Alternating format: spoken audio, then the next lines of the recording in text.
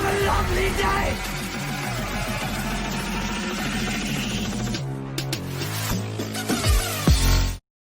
Welcome to Flat Earth Debate Uncut and After Show. I'm your host Nathan Oakley, and if you are new to this channel, or you've not done so already, then be sure to subscribe, hit the bell notification icon and join button if you'd like to become a Nathan Oakley 1980 channel member and keep up to date with the Flat Earth Debate. If you'd like to support the channel, there is a super chat that runs alongside each of these shows while they premiere. There's also a PayPal, Patreon and crypto link in the info box below the video. Speaking of Patreon, a quick shout out to all of you who do support me on Patreon. Sorry, massive shout out of thanks and appreciation to Neo the One, Lost Cat FE, Rob W, Open Minded, Reese Pound, Dal West Watson, Mike, Muted, Dick Earth Skeptic, Chris Hillman, NA Literalist, Maria Neelands, Unbelievable Productions, Blue Ridge Ranger, Rob H, Burn Fat Till My Stomach is as flat as the earth, Nathan Thompson, The Real Gabster, Windrider, Missouri Bear, Henrik86, Liam Nedrick, Erwin Jennisons, Abraham Mohammed, Dave Rakia Gafford, Naibai, Adrian Quintana, Skeptic936, Life is Short, Fireball X, Felix Hung, TheFlatEarthChannel.com, Texas Mike, Edwin Johnson, Kirsten Smith, Alexander Main, David Wayne Foster and Dank. So a massive thank you to all of you for supporting me on Patreon. Now we are joined by a whole bunch of people in Discord, so I'll raise the mic on them while I set up for today's live show.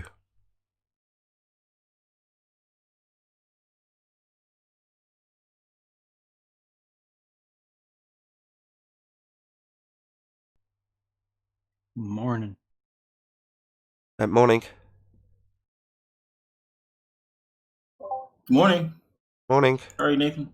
Morning. Morning. Morning, whoever that was. Good afternoon to you. Good afternoon, Neil. Is that your son in the picture now? Have you changed the thumbnail? Yeah, I think my wife fixed it. I should be under Neil Cosentino right now. Yeah, but who's the picture of? There's a picture? See sunglasses? Yeah. Yeah, that's me. That's you? Late. Oh. You sure? What You look got? way I can't see it. I just see an N. I know how old you are. You just look, I don't know, very youthful. Maybe that's just your Italian blood. Lucky bastard. Yeah. Yes. Well, my aunt accuses me of dyeing my hair. I really don't dye my hair. Yeah, that's something I'm going to have to look into. I'm definitely going grey. It's all falling out and going grey. That's what happens though, right? Just have to accept it. What's it called? Entropy? I don't know if you call it entropy. Just getting older, isn't it? It's just one of those things you have to accept. It's aging. Entropy and aging. Yeah. Qualifiable change over time. Yeah, entropy. You could call it that.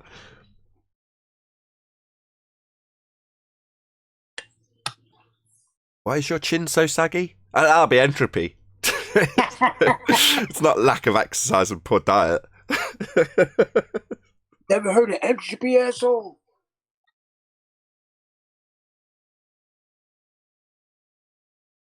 I'm definitely less fit though, because there's less stuff to do. So all the classes I used to do with my kid, especially when my eldest was younger, like things like swimming, you're doing 99% of the work. You know, you're holding your child in the water, and obviously that takes quite a few different muscle groups to do. And by the end, I was knackered every week. But I haven't been able to do any of that. And in the last week or so, some of the classes have opened back up. The Spanish classes started back up. Not that that's particularly physical for me, but you know, some of the other classes, the gym class and the gymboree class, have started back up. And again, I'm going in, going, bloody hell, I'm so unfit. You know, running around after a little toddler. Bloody hell, I've really let myself go in the COVID period. Me too. I gained about, I'd say 20 pounds. Not good. Yeah, I look in the mirror and go, God, you look shite, don't you? God, you look terrible. Yep. Mirror's not my friend right now. From the neck up, I'm good. Oh, fair enough. Good morning. Morning. You got a sniffle. I'm just run down. My youngest is teething and growing pains, so she's just up all night. So I've just had to sleep, and subsequently you get colds and stuff the more run down you get. So, Yeah. Yeah, my daughter's youngest child was teething. Same thing happened to her. Up all night. Take Basically, some Jack Daniels and rub it all over their gums. They'll be fine. Hey, Sleepy Warrior. Hey. Okay, so that's what does Nathan do then? What? What do I do about what? He said to give your child Jack Daniels. No, I definitely said rub the Yeah, Jack you see Daniels that. all over their gums, and then you take a shot. But to be fair, Do that to me too. my wife has mentioned that's something her father did with her.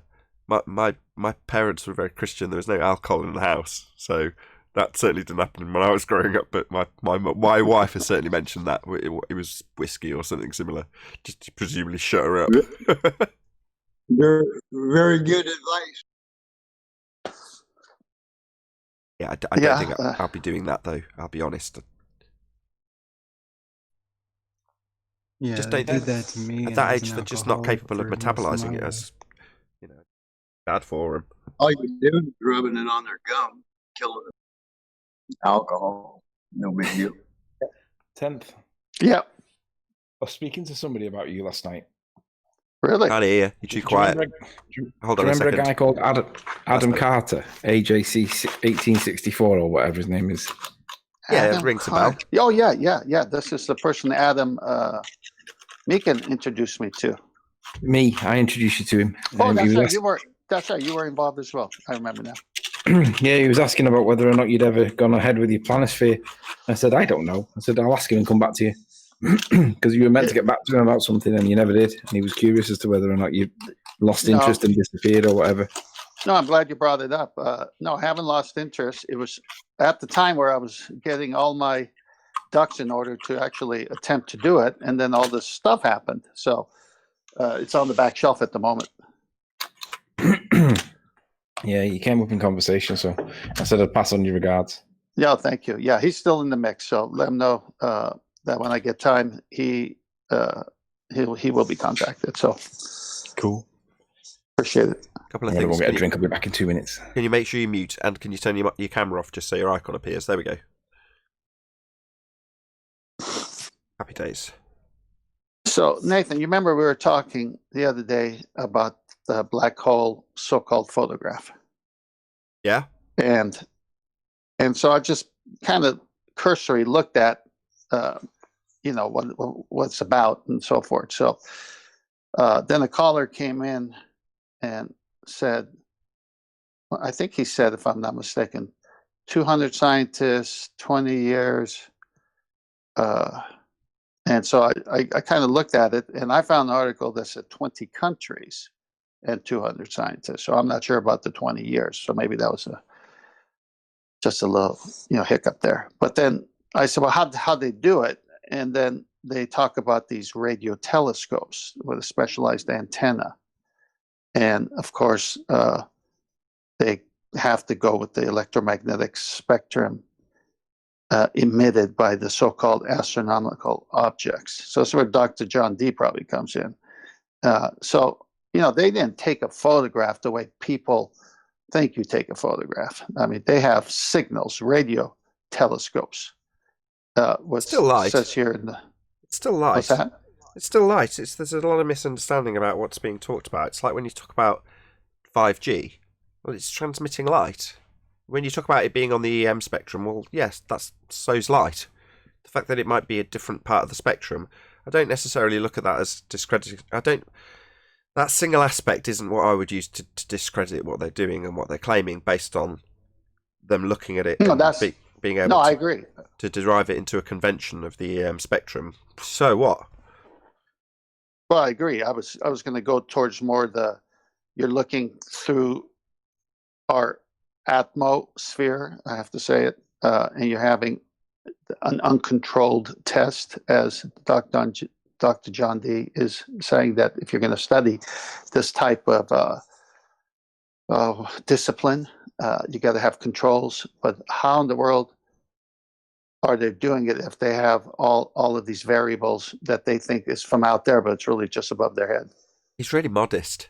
So he's got a PhD in spectroscopy, right? And in the title of that video, I think I titled it something like PhD in spectroscopy or spectroscopy expert debunks whatever we were talking about. I can't remember what it was. But anyway, I labelled him PhD expert. Not PhD expert, spectroscopy expert. Because that's his field. And he was like, oh, you sure it's going to be okay to call me an expert? I was like, you are an expert. What are you talking about? That's your field. But he's so modest. You know what I mean? He's like, oh, expert. I don't know if that'll ring okay. What, when we're detailing your expert field? I think it'll be okay. But he's just a very modest, humble guy. You know what I mean? Right. Well, see, people are under the impression, until you look into it, that's an actual photograph and not making the contrast, that it's not like from your camera.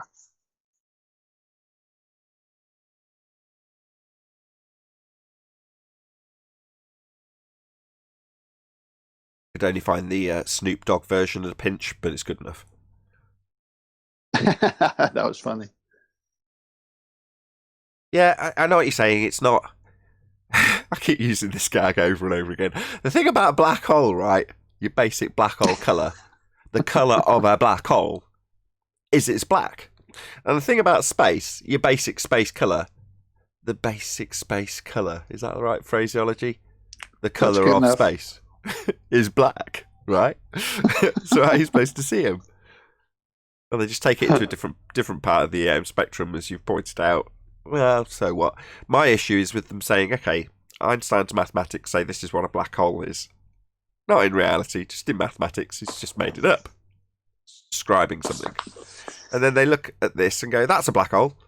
You go, oh right, why? Because you've got a mathematical description of something that's completely abstract and you've got a picture of something, so therefore one is the other thing. You know, you take that one step further and you end up with the ISS. There's a light in the sky, we say it's a big tin can. Here's the images from the inside of the big tin can. And that's the light in the sky, is it? Yeah, we say it is, so therefore it is. Like, people without any critical thought don't make the connection. It's being made for them. That light in the sky is the inside soundstage that they present you with guys on Highwire. That's what it is. Like, well, why? Just because they say so? Just because they've got a stage presentation saying it is? It's just a light in the sky, right?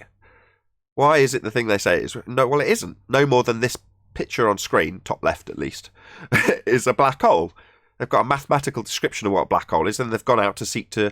It's, what's the word? It's confirmation bias. Oh, well, this is a black hole. Why? Well, because we've got a mathematical reification and we were expecting to find one. Well, I say it's a ducal splurt. I've got a mathematical reification describing one of them. It's one of them. I just say so. Yeah? You can say what it's... You can make up whatever you like. Observe and declare. That's what astronomy is. Yeah, that's the way... Once you read into how they get things and what they wanted to... they needed to fit the puzzle piece they don't have. So, oh, this is it right here. So they affirm it. And it could be something totally different, but it don't matter to them. Yeah. You know, it's no more valid than if I say, right, well, unicorns are real, and then I look at a constellation or a grouping of stars that looks similar to a unicorn and say, there you go. That's the heavenly representation of unicorns. It's represented in those constellations. I say that it's that particular shape. Well, why? Well, because I say so. That's why. You know, how valid's that? Yeah.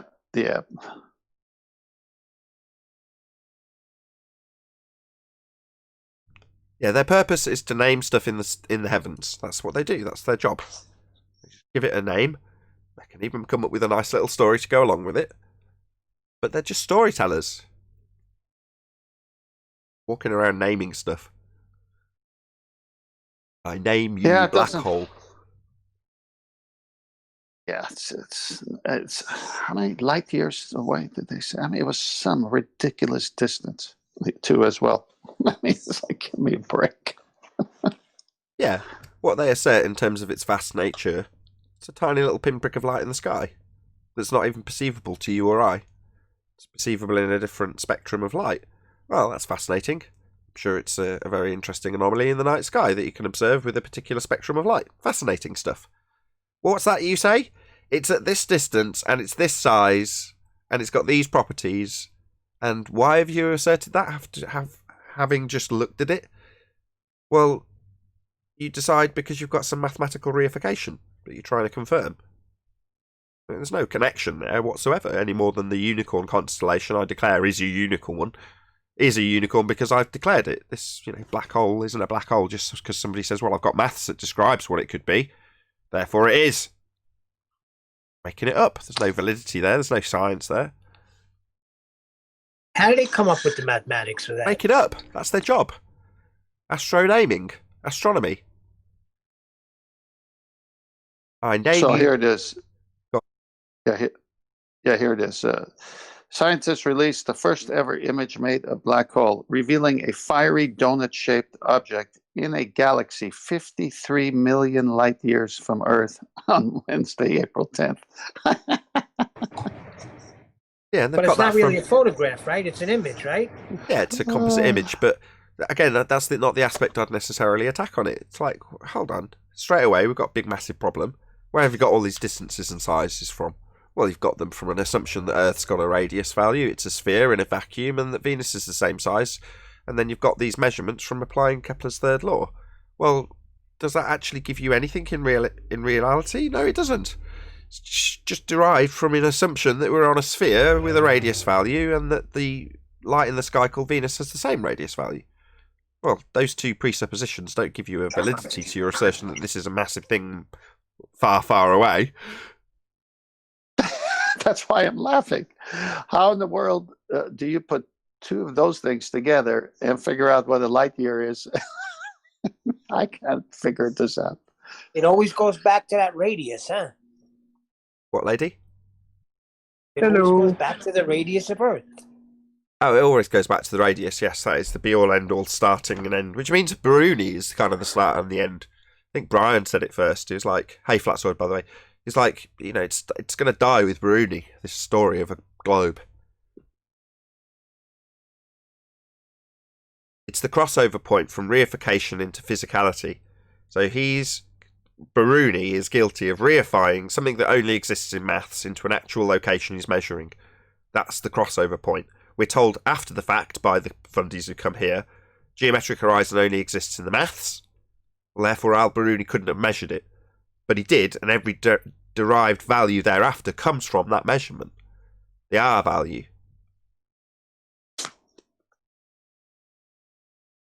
So when you reference Earth and Venus and bringing Kepler, how does Kepler fit in with his law of planetary? Kepler's third law of interplanetary motion is what you apply to get all the scale of what the lights are in terms of their distances and sizes. So you can do the mathematics, you just require one of the lights to give you the scale of all the other lights. Well, without knowing one of them, which they don't, you can't scale any of it. So therefore you need the assumption of Venus, so you can start scaling it all out with an assumed size. Well, you just make Venus our twin, right? It's our twin according to them. No, it's not. It's a pinprick of light in the sky. But according to them, it's the same size as us. It's sphere in the vacuum with greenhouse gases not dispersing into the vacuum in violation of the second law. But they need a size of some description. Now, they're not going to just make up the size of the sun. That's the one that they quote all the time. They've got a nice convoluted backstory in terms of the application of these scalars and, obviously, the more important bit, the presupposition that Venus is the same size as Earth, which is where Christian Huygens comes in. But they need at least one of them to start doing the maths.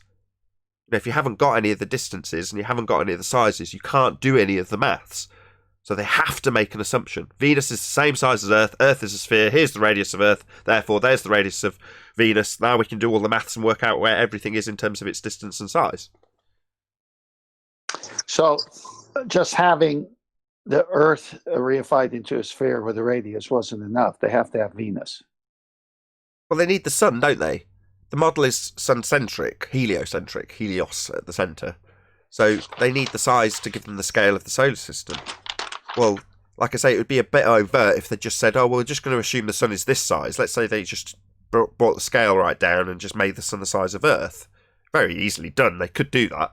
But then you'd have the root of the the model itself, the heliocentric model, having an assumption at the centre of the very model. So it's much better to push it onto a different star and scale it from there, which is what they've done, because then it's less obvious. You can just drop into any kids' astronomy program that Venus is our twin. Right. And nobody will give it a second thought. Well, how have you ascertained that? Well, they haven't. They just assumed it. Well, what did they base the assumption on? Well, the size of Earth. Well, where did you get the size of Earth? Well, we assume that too. Well, what about it being a sphere in the first instance? Well, we've assumed that as well. It's not logical. No, not in the slightest. It's completely illogical when you tell it from a back-engineered perspective like we do. I was told when speaking to somebody about that, said, what makes you think the air that you breathe down here is the same as the air in space? What air in space? Space isn't real. It's claimed to be a vacuum, if it was real, which it isn't. If it was a area devoid of space, then that would be an area for the gas that we breathe to fill.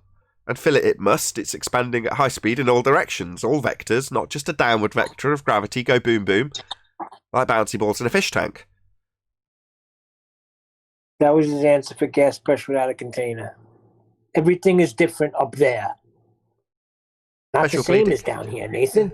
Special pleading fallacy. Second law of thermodynamics doesn't apply to the Earth. That, again, special pleading. His Earth, Rumpus in this example, because it's his quote, isn't applicable with natural law because it's only in a mod. It doesn't exist in reality. So therefore, the model hasn't got the second law applied to it. Doesn't mean the natural law that is the second law of thermodynamics does not apply to the Earth as stated. It just doesn't apply to his reified model. But special pleading says, well, no, the sky behaves differently because I believe it's a vacuum and the gas isn't filling it because it's different. Just special pleading.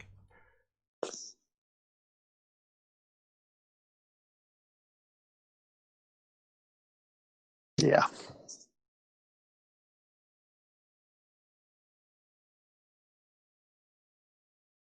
The air in space is a funny line. Yeah, and my unicorns are in the visible spectrum. You know, it's different for unicorns. Special pleading. The more you explain it, the stupider I feel believing all of that shit. You Hey, were you know what? programmed with it Take at a some very whiskey. impressionable age. So you're at a point where you weren't going to question anything. You hadn't got critical thought. You're just an impressionable kid when they tell you this stuff. 1 + 1 and Earth is a sphere in a vacuum. Don't worry, Neil. Just take some whiskey, rub it on your gums. You won't feel stupid anymore. Yeah, they're there.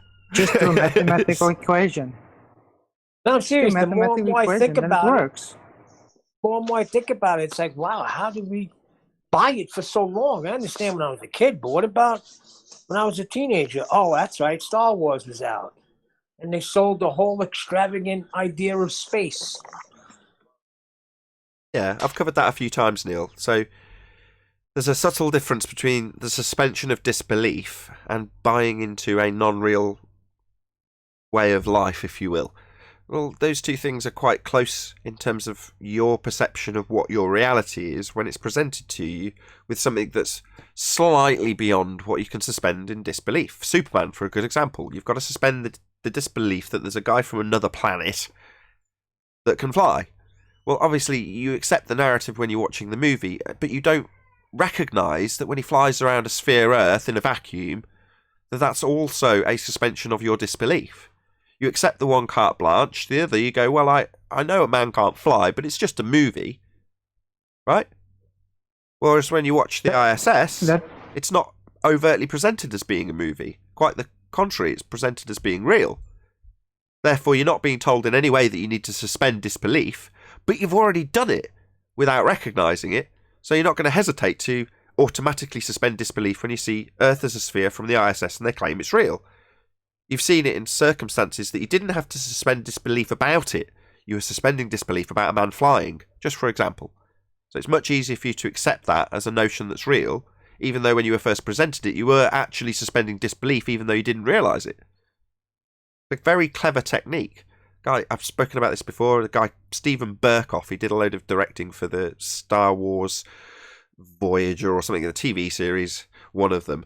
And he explained how you can alienate your audience if you push it too far. And then they detach from the the presentation. They're not kept within the moment of what you're suspending disbelief about. And the whole idea is to push it to the point where you don't reject what's on screen as ludicrous and absurd.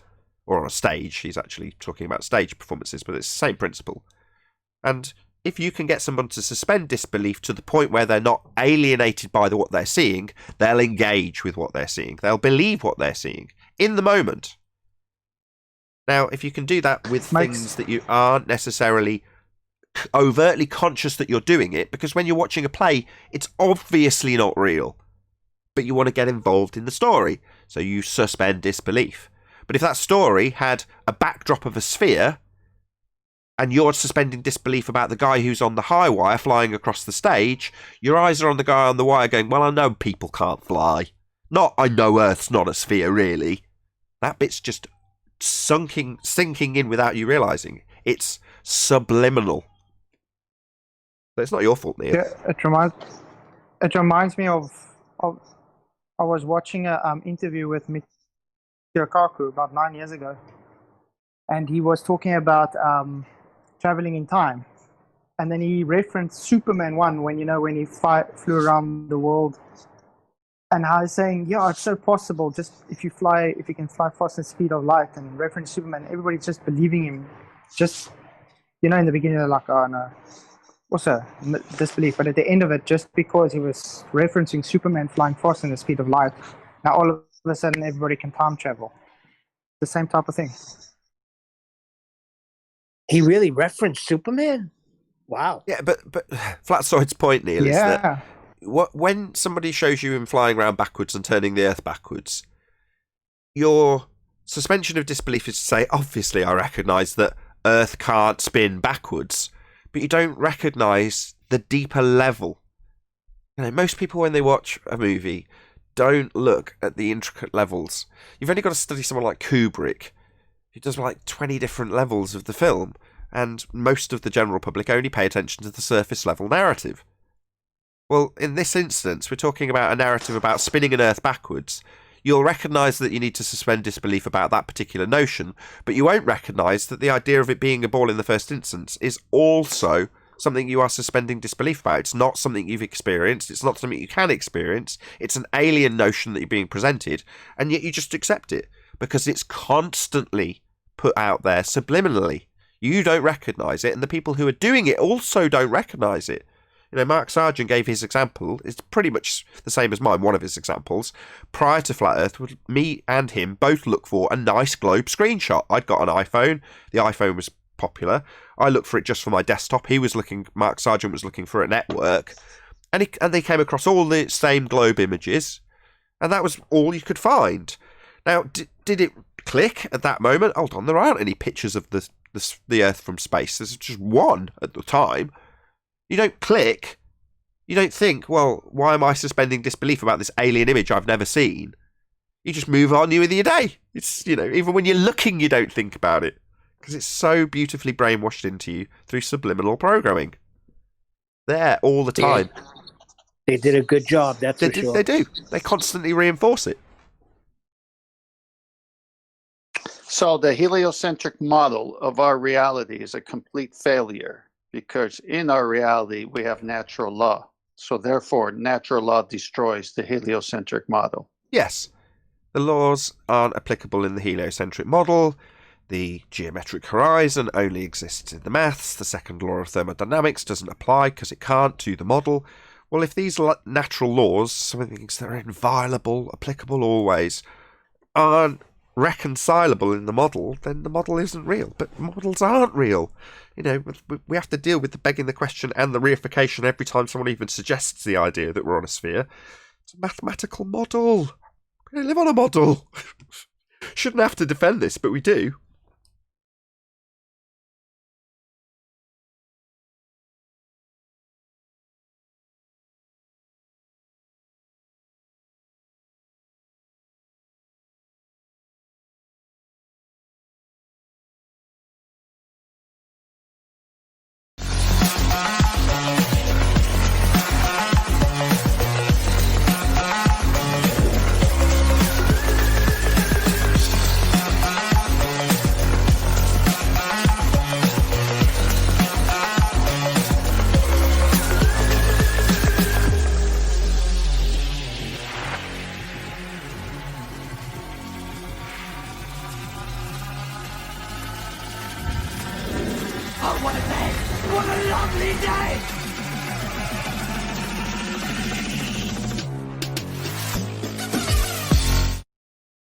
welcome to Flat Earth Debate Live.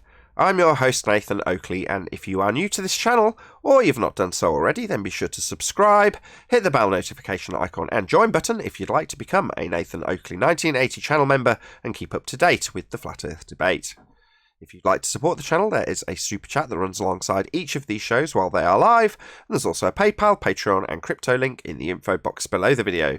Most importantly, if you'd like to join the discussion, simply mute the page you are currently watching, then click the link in the info box below this video to join the panel and express your views on the nature of Earth.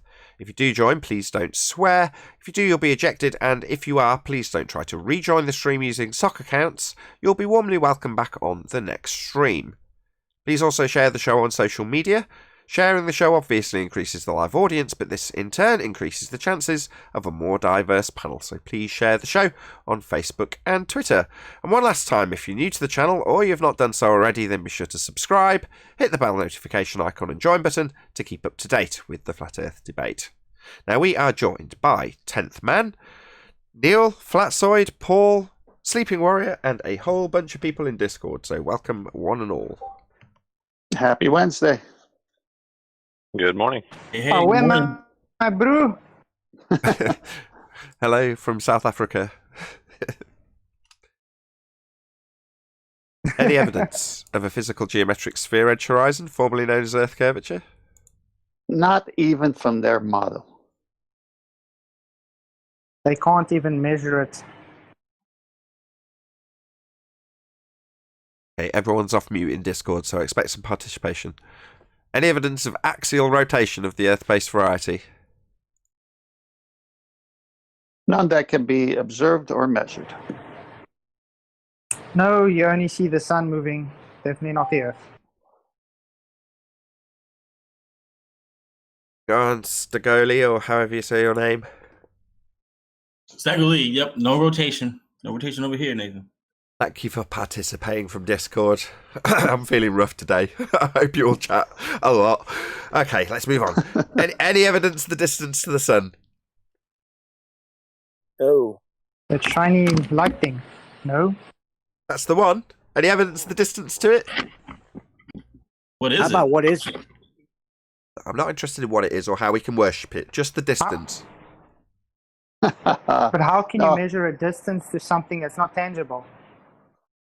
I don't know. Well, there's an assumption that Venus is the same size as a presupposed spherical Earth, so they can apply Kepler's third law of interplanetary motion and get all the scale, distances and sizes of these things, including the size of the sun. But we don't make such an assertion. It's nonsense, right? They're just lights in the sky.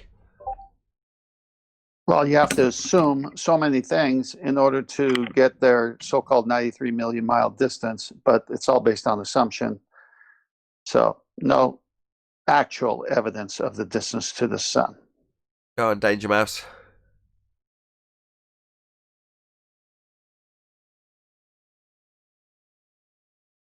Did David Jason that did the mouse? Wasn't it? David Jason? Del Boy? I'm confused. British actor that did the voice of Danger Mouse. It's not important. I was trying to get the guy on the panel who was making background noise. He's just vanished. No worries. Let's move on. Any scientific evidence of gravity? What is it? It doesn't match what they say, whatever they put out. Yeah, I want to remind people that Bowler's tactics on a lot of the topics are to major on the minor, and they completely ignore the major. We want to focus on the major, and we want to major on that major. And when somebody talks about gravity, you've got to ask them for a definition, because they often give you a colloquial, personal to them definition to describe the effect. But in science, it's currently defined, and we currently know what causes it, at least according to Albert Einstein. Not that we agree with Einstein, but it's their current physics. So anytime we have any conversation with regards to gravity, always ask them for a definition and watch them always fail to get the first two words in the definition, the effect of the curvature of space-time. Now, once they fail to do that and you point it out that they failed to correctly cite it, then watch them weasel the way around how they explain things like Newton's apple falling on his head, because they can't. You can't have Newton's apple accelerating from the tree without a force in their model. But because they need a force, because F equals ma, we know that we all accept that there is an accelerating mass, an apple, but they need a force. Well, if gravity is not a force and it's an effect, then there is no conversation there. Now, because we major on the major and they like to major on the minor instead, then if their major is incorrect, then there is no conversation. So let's focus on majoring on the major and let's get them to define it and then apply it, and they can never do it accurately. So let's major on the major. Let's not go towards the minor, because the minor bits are minor. Do you think they realized that even Newton's gravity was actually based on assuming the moon had to fall because an apple falls? No, I don't know. I've not heard that one before. Yep, that's actually what it is. He saw an apple fall, so he looked up and saw the moon, so he had to assume the moon has to also be falling. And that's how it became with gravity. Yeah, I actually had a baller the other day actually admit that we see a phenomenon here on Earth, and then we take that phenomenon that we see here on Earth and attribute it to what we see in the sky. They pretty much said the same thing. That's a total lie. What about gas expanding in all directions to fill the availability of volume it has to fill? Do they apply that to the sky, Paul? No, they kind of pick and choose what they want. So gravity fall down, go boom, boom, or a moon orbit, where orbits moon or whatever you want to call it, to Jupiter orbits, all that kind of stuff.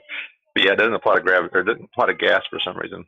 Right. It would represent an available number of microstates that the gas could occupy, though, wouldn't it? That sky vacuum. Again, not applicable. This would be the second law, the inviolable second law of thermodynamics that applies always. They don't apply that, because it would obviously debunk the notion of a sky vacuum. Well, I got a hypothetical question. Hey, Arwin. Go ahead. Hello. Yeah, I was just wondering, about the concept of orbits. Now, I know, of course, it's complete science fiction, but always some maneuvering room to tinker on it. So if a thing, an object, or a planetoid, a moon, is basically falling in a circle, right? That's how it's described, falling. It's not like it's magnetically tied in. It's literally falling in a circle. Would that mean that if you were on one side in the direction of which it is falling, that you would actually feel that, being pulled slightly towards the direction the entire thing is falling in, after all? Because if gravity is not a force, but it's actually the space-time bending, well, that would kind of make sense with the falling. But then, space itself would kind of pull from that side. You would notice it, wouldn't you? I think you would. We don't, and their assumption doesn't stack up. But yes, your point is valid. I'm taking it way too serious. No. Your point is kind of akin to a point that you, Hube, used to make in the comments in terms of the speed changes. If you're going to claim that you've got all these different axes that you're travelling along at different speeds and different motions and different directions, you're going to have speed changes, and you're going to feel those like you would on a waltzer. Well, we don't feel anything. We don't feel a thing. So yeah, I totally agree, Arwin. Would you feel them? Yeah, I think so. Based on the way they describe it. If you've got something perpetually falling around a sphere Earth in a presupposed orbit, yeah, you'd feel it. We don't. It's nonsense. Yeah. Come on, Nate. If you ever fallen, like with a parachute or something, you know that you definitely feel when you're falling, when you're in free fall. Not just by the wind rushing past you. You just feel it in your body. So you should feel something like that if you are like at the bottom of an object, even a giant object that is falling in a perpetual circle. You would have to feel that because you feel actual falling too. That's my reasoning behind it. Feel it in an elevator. You feel it generally if you're in motion. Hey, Paul wanted to say something. I'd like to follow up. Go ahead, Paul. No, go ahead. You have to deal with the toddler. All right, sorry. All right, so Arvin said space-time bending in his narration there. So hopefully we can just define what space is and then what time is and what bending is. But when you put all three together, it doesn't make any sense. Well, it does if you realize that it's the space-time bending is just a reason to conjure up any force without actually explaining it. So I've got to how else is, they can't even use a Newtonian concept to explain the concept of an orbit, really, if you think about it. Because how is it falling perpetually in a circle yet has a stable trajectory? Things that fall and that are not obstructed by air tend to have no maximum velocity. So why wouldn't the moon then be accelerating and all that? And reasons. I need to Anthony. respectfully interrupt Go ahead. 10th here, because 10th just said we need to take a look at space and time and something else and take them three things together. Well, space-time is defined. We know what space-time is. It's conceptual and therefore abstract, and it's represented only mathematically with no empirical evidence whatsoever for space-time. So let's not look at it in segments. Let's look at it by its definition, a conceptual medium in which is represented mathematically. That's all space-time is. It's a figment of your imagination. And that's what they call gravity. Well, that's the definition. So that's what we should stick with. I agree. I'm glad you did that, because I wanted to start with each word and then get to what you just said, which is a nice conclusion. Yes, it's a conceptual medium described by pseudo-Riemannian force space. Length, breadth, depth, and time. It's abstract. It's not real. What pseudo-Riemannian force space, Nathan? Geometry of length, breadth, depth, and space-time. Einsteinian mathematics. It's a concept reified into existence by fundamentalist zealots who think they live on a sphere. Oh, so it's a four-dimensional world, but we only see it three-dimensional. That's how Rumpus describes it, right? It doesn't matter how Rumpus describes it. It is conceptual. Yeah, I agree. Conceptual, abstract, poetry. That's all it is, but in maths. Let me poison the well for a second. Just because it's not proven doesn't mean that it couldn't exist. That's an argument from ignorance fallacy. Like invisible green pixies. Textbook argument from ignorance fallacy. Hey, you got to start somewhere. Just because it's not a logical fallacy is better than nothing. Just because it's not proven doesn't mean it does not exist. Yeah, that's basically his position. Yeah. Argument from ignorance fallacy. Let's move on. We've just at gravity. Any single viable hypothesis from any of the fields of astronomy, cosmology, or astrophysics? Not yet. Was it really worth moving on to that one? We've never had any examples where astrology, numerology can ever give us any scientific valid hypothesis. We're not asking for scientific validity of the heliocentric system from numerology. That's for sure. But I couldn't remember the other ologies, and they're the only ones that came to mind. Tony, a field of knowledge cannot give you anything. It has to be the people that do that do the astronomy. They could potentially apply science. They just don't. But they could. Absolutely. That's right. Something. That's spot on, Arwin. Not only are they under the banner of science, and they call themselves science, and they claim they're doing science, and they claim scientific validity, they could actually do science if they applied themselves, but we won't even get a valid hypothesis out of them. They're observing natural phenomena, so they should be able to formulate a hypothesis with an independent and dependent variable, i.e. do science. They just don't. That's why we're asking. What whole body of science proves we're on a sphere? These fields of astronomy prove spherical nature of Earth? Photographs from a second law of thermodynamics violation? Sky vacuum? Right, okay, you want to call yourself science? Give us science! For the globe. Not unreasonable. You're claiming you've got science. All your branches that make the claims about it are called science. So give us it. We want it now. Yeah, but I don't know. Science doesn't prove anything, or better phrased, science doesn't prove anything they do. Yeah, how convenient. Their science doesn't prove anything they claim because they don't have science. Therefore, their declarations, when claimed to be science, are also defined as pseudoscience, a claim of science where non-application of the scientific method is all they have. They don't apply the scientific method, they claim it's science, therefore, by definition, pseudoscience. So your astronomers are pseudoscientists by definition. So you're saying pseudoscience proves the heliocentric model in their Correct. But they had a lab coat on. They said it's science. Yeah, That's right. Exactly. Whoever said that, I don't know who it was. Was it Neil? Yes. When they say science proves the globe, what they actually mean is pseudoscience is going to be claimed as proof of the globe. And then when we debunk it, they say science doesn't prove anything. Yeah, it does. Scurvy. Don't need to say anything else. Look it up. Science absolutely proves cause and effect relationships if you validate a hypothesis. That's what it's for. Proving cause. So it definitely does. It's all it does. That's its only purpose, to prove things. So therefore, when they declare... Hold on. When they declare science doesn't prove things, what they're actually saying is, our pseudoscience, just so bullshit stories, don't actually prove anything and are not science. Even though we claimed they were. They don't have any science. I had a baller a few weeks ago tell me that there's multiple causes of scurvy. Multiple. And I was like, well, tell them to me. Come on, tell me the multiple causes of scurvy, please. And then he tried to say, well, the definition of scurvy is the lack of vitamin C. I was like, well, yeah, but how do they determine that? So what method they use to determine that? So in the definition, so the definition clarifies the scientifically validated cause of the effect, then?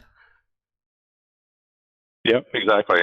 Just the definition is good enough. That's all. It's defined as lack of vitamin C, so that's what we know because we know that. But wait a minute, how did they determine that that was the cause? And now that we can say that it's the lack of vitamin C, how did we do that? It was empirically validated by systematic experimentation based on a hypothesis, otherwise known as science. Science proved that lack of vitamin C causes scurvy. Proven by science. That's what science does. Advances humanity. Very useful. If you're a liar, you can hijack some of those empirical terms, though, and make you just so pseudoscience stories be labelled science when they're not. Stories of lights in the sky being spherical physical bodies with assumed radii.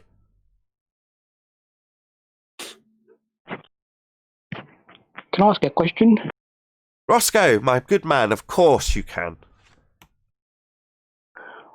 My question is, what happens when a baller says, well, what's your science to claim that the Earth's flat? The burden of proof reversal fallacy. I make no claims of any science specifically. Anthony does. He's done an experiment. I don't. So unless I'm actually making a claim, who cares? We're not making claims of science. Burden of proof reversal fallacy. What's my science? I haven't claimed any.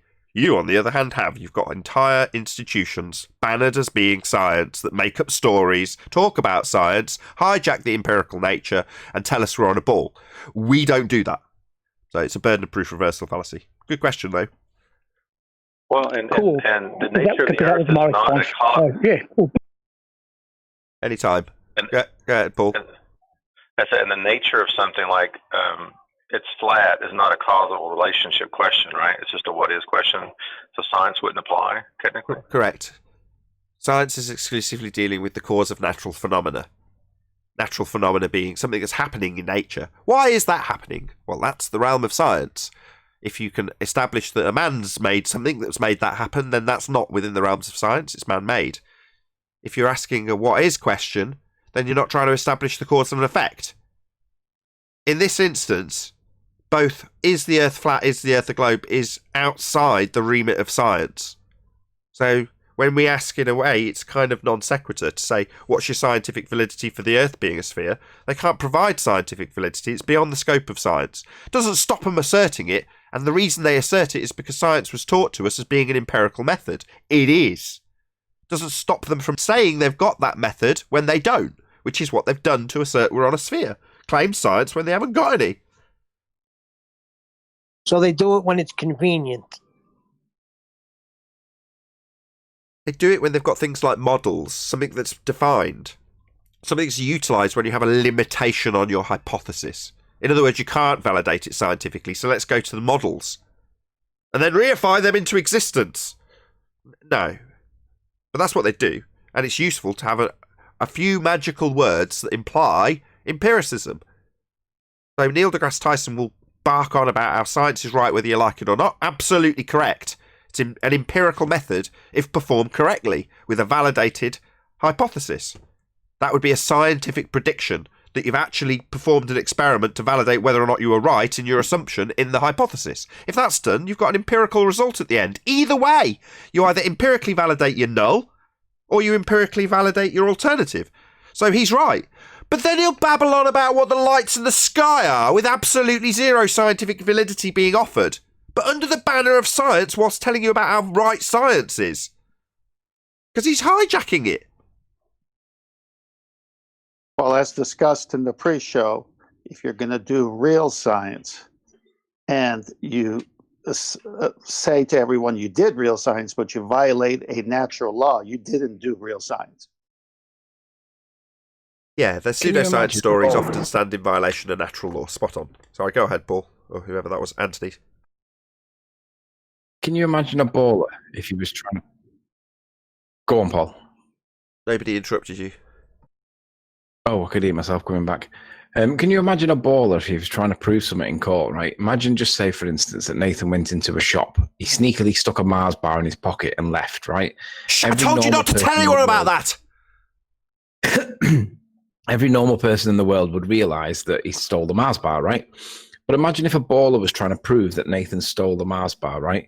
And he didn't like adhering to the definitions of words, or he didn't like being precise with his language.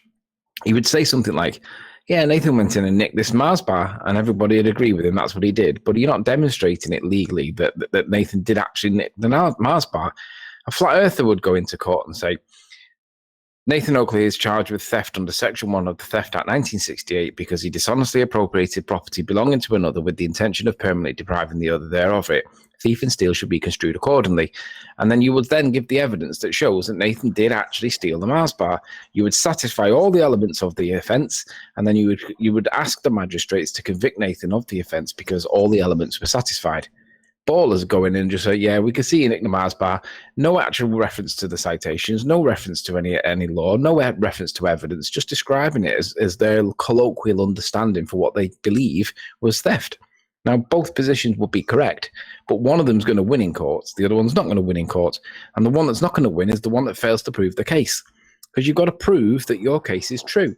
So you've got to prove that Nathan did actually steal the Mars bar. You can't just colloquially, flippantly describe it. Even though you're right, you wouldn't actually get because you've got to prove your case is true. Whereas the flat earther would go in, eloquently describe the definition, cite all the required evidence, satisfy every element of the burden of proof against you, and then rely on the defence not being able to prove it. But ballers can't do that. They've got to colloquially describe stuff with wishy-washy, nasty, meaningless words that can be twisted into anything that they want because they don't like the definitions of words, because it undoes their religion. So let's stick to the definitions because that's where it all undoes in everything against them. Anthony, there's only one hole in your beautiful sentences that you put together, strung together. Nathan would never be caught stealing a heliocentric candy bar. Heliocentric, as in Mars bar. Yeah. Yeah, the Mars bar was conceptual. It doesn't actually exist. Yes, there aren't any Mars bars really happening here. Anyway, QB sums this up by... What about the Milky Way? Oh, no, just 1 second. I just want to sum up Anthony's think point. of it as a... Hello? Yeah. So Anthony's point is also summarised by Quantum Eraser when he says that our opponents need to say, as exampled by. So they'll throw out what is known as a baseless assertion, and they won't back it with anything. They won't give you an example, they won't give you a citation, they'll just throw it out there. And if you challenge it, debunk it, the next thing will get thrown out as a baseless assertion. Or scattergun 5 things at once. Yeah. Anthony's point being that when we have to describe things like, this will be the next housekeeping question, I'll ask it in a second, gas pressure without a container, and we're detailing something like a tyre, we would describe it as an open system, because eventually, because of the failure to have a perfect seal, the gas will eventually find its way out of the container. Now, while it still may be described as a container, you can't correctly describe it as a closed system, because it isn't. You would never have to top up your tyres. But we have to be hyper-specific as flat earthers when we're describing this stuff. Your average globe moron will just say, well, of course the sky's a vacuum. Just go outside. That's the level we have to tolerate. But if it's relatively closed, Nathan, then it's closed. Relatively closed. This is a very binary thing, Paul. No. It's relatively closed, Nathan, and it's a relatively isolated system. Relatively So isolated, Open right? closed system. Come on. No, there are no isolated systems. So let's clear that up first of all. Isolated systems is an oversimplification used in the second law of thermodynamics to describe something that is applicable always and inviolable. So to describe it, which is all the second law is, a description of something that's happening always, they use this thing called, well, it's like akin to ideal gas, something that doesn't exist. You can describe with ideal gas law how gas behaves. Now, because there are no ideal gases, it doesn't mean the law doesn't apply. And likewise, because there are no isolated systems, it's used as a description, which is all the law is, a description, doesn't make them real. There are no isolated systems. Does that mean that because there aren't any, utilization of this descriptive term to describe how open and closed systems behave isn't applicable? No. It's just a description of something that's happening always. And what's being described happens always. It's simplified with this isolated system. Next thing, relatively open. No, it's a binary. It's either open or closed. Not open and closed. That's not how it works. I stuck something in Master B. Okay. Paul? Oh, it's Sliced by Arcane. No. Oh, yeah. I was good. I'm so glad somebody's brought that up because I wanted to bring that up, but I didn't know where I'd seen it. Yeah, read Slice.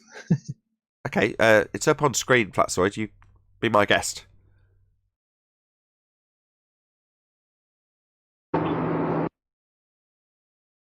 Sound It's a of bit difficult compressor. to talk right now. I was going to say, mic opens, sound of compressor noise.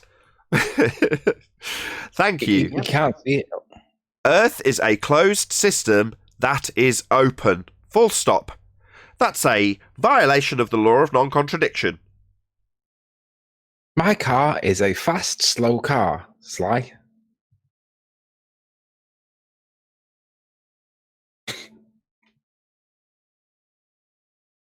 Oh, what an absolute joke.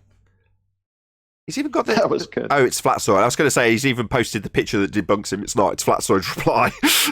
Yes. Show me closed, open system, please. No, there isn't one. There's no such thing. It's just total nonsense. The problem they've got is their version of what the heliocentric world is an open system, i.e. Voyager can leave, right? Open for it to go out. Yeah? The problem is that it's also open for all the gas that's expanding in every direction at high speeds. It's open for that too. And it would all fuck off into space, leaving us with none. We'd all be dead if the sky was a vacuum, because gas has this tendency to fill the availability of volume. It's described with the second law of thermodynamics. It's inviolable natural law. If the sky was a vacuum, the gas we breathe would fill the space.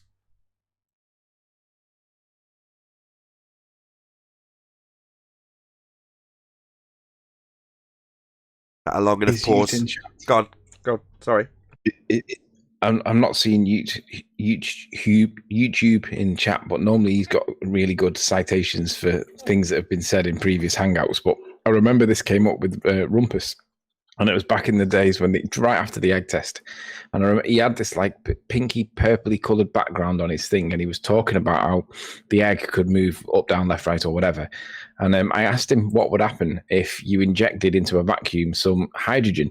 Would it pool on the floor or would it fill the volume? I can't find the Hangout, and I can't actually remember what his answer was, but I'd love to go back to that Hangout if anybody knows where that Hangout was, because I'd love to hear what he actually said in answer to that question, because he did answer it, and I remember not knowing what the answer would be and just speculating either way. I could see it both ways. But back then, like 2 years ago, we were asking that question because it was the logical conclusion to what happens with gas if you pour it into a vacuum. Does it fill at the bottom or does it fill the space? I'm sure he said it filled the space, but I don't know where that reference is. So if anybody does know where that was, do let us know, because I'd love to hear his answer to see whether or not he contradicts himself now, because I'm sure he does. Nathan, your last statement was really good, because I've used this in debating people about open and closed systems. So the Voyager, to leave the heliocentric model, has to be in an open system or else it can't leave. So obviously anything other than open destroys them if they say it's open and closed. So that's out. So it has to be open in their model. Also, that applies to the ISS in space. So then, of course, logic. So then the gas we breathe would also fill that available space because there's nothing holding it back, and gas goes in all different vectors at high speeds. I say all that because it's obvious, but now when they show their heliocentric doublespeak, the so-called ISS and so-called astronaut suits are also closed systems to keep the oxygen in. So isn't that a tell right there? Yeah. My screen grab with gravity on it, although it's typically got the Discord server covering it, has got a picture of a dude, right, who's got the Earth beneath him. Might actually be Sandra Bullock, it's not relevant. But obviously that person's got a high-pressure spacesuit on, so that their gas doesn't fill the volume, the space that that's surrounding them, the sky vacuum that they're in, according to the movie. Well, below him, or her, there's a high-pressure gas not expanding into the vacuum with no barrier. It's an absolute piss take.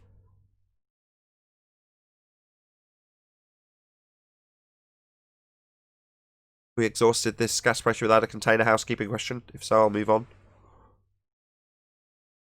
I don't think it ever gets exhausting. Oh, no, I don't mean permanently exhausted. I just mean for this particular show. We might go back onto it after the housekeeping finishes.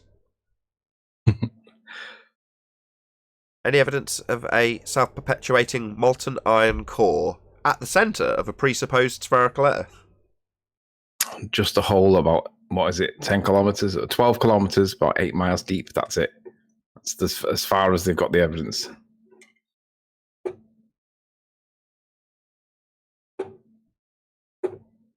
Any more? Ryan? Are we going to add something? No, clearly not. I've lost track of where we are. Any evidence of the R value? Earth radius? Dead and buried. Bye-bye Venus. Bye-bye Kepler. Bye-bye black holes. Bye-bye everything.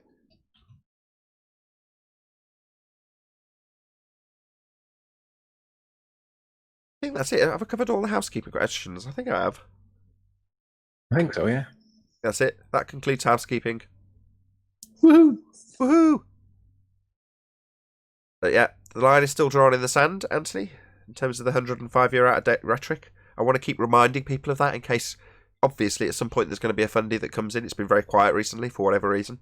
But when they're like, you won't even hear out their argument. No, we've drawn a line in the sand in terms of Newtonian gravity.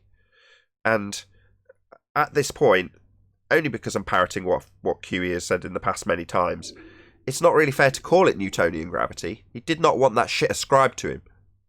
So, given that he didn't want it ascribed to his name, we'll call it what it is. Reverend John Michel, CV Boys, Cavendish gravity. That's what we're drawing a line in the sand and saying, no, it's nonsense. It's been superseded.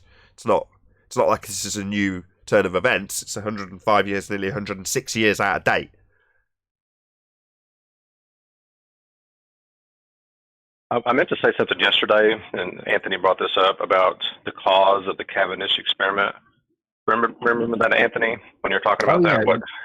Oh, yeah. When they said, how do you explain it if you're on a flat Earth? And I said, simply by reading his own document where he cited that the realistic probable cause was actually heat transfer in the environment in which he's doing the test. That was what it said in his own paper.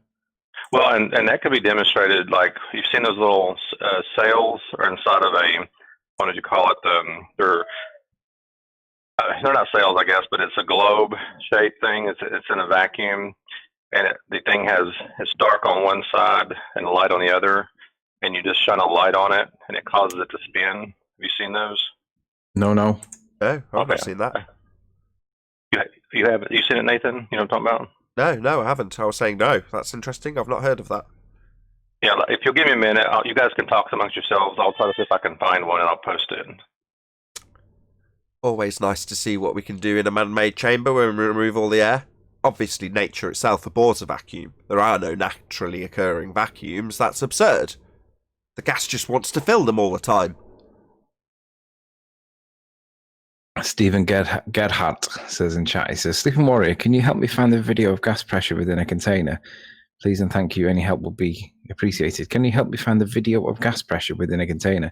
Yeah, just type in sulfur hexafluoride demonstration and you'll find the gas pressure in a container. Thank you. Sorry, just type in gas pressure and look at what the definition says. What the heck? Hold on. Anybody at all on the panel, please just type in Google gas pressure and read out the first thing that it states, please. Anybody. He wanted the video of gas pressure within a container, though. That's what he asked for. So I give him. I know, but the realistic answer is without a container, you can't have gas pressure. So if you're ever going to find any example of gas pressure ever, it will involve containment, because without the container, there can be no pressure.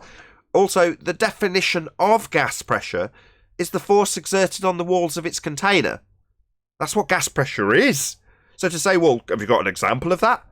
Well, you can't have an example without that. So it's not like you're going to suddenly stumble across the antithesis of this antecedent consequent relationship, i.e. gas pressure requiring something to press on. You're not going to suddenly find gas pressure without a container, like you're going to throw that at us. Every example that's claimed to be gas pressure without a container normally involves multiple containers. So even if you try and find one that doesn't have a container, you'll still find containment being required. It's an antecedent to have gas pressure. Just go buy a can of hairspray. My goodness, what a dumb question. I'm going to call out Mr. Sensible in chat here, guys. Let everybody be the witness. He says, Mr. Sensible says, Sleeping Warrior, please post some more FE crap. You guys are all drying up and I need material. Okay, so here's some FE crap for you, Mr. Sensible.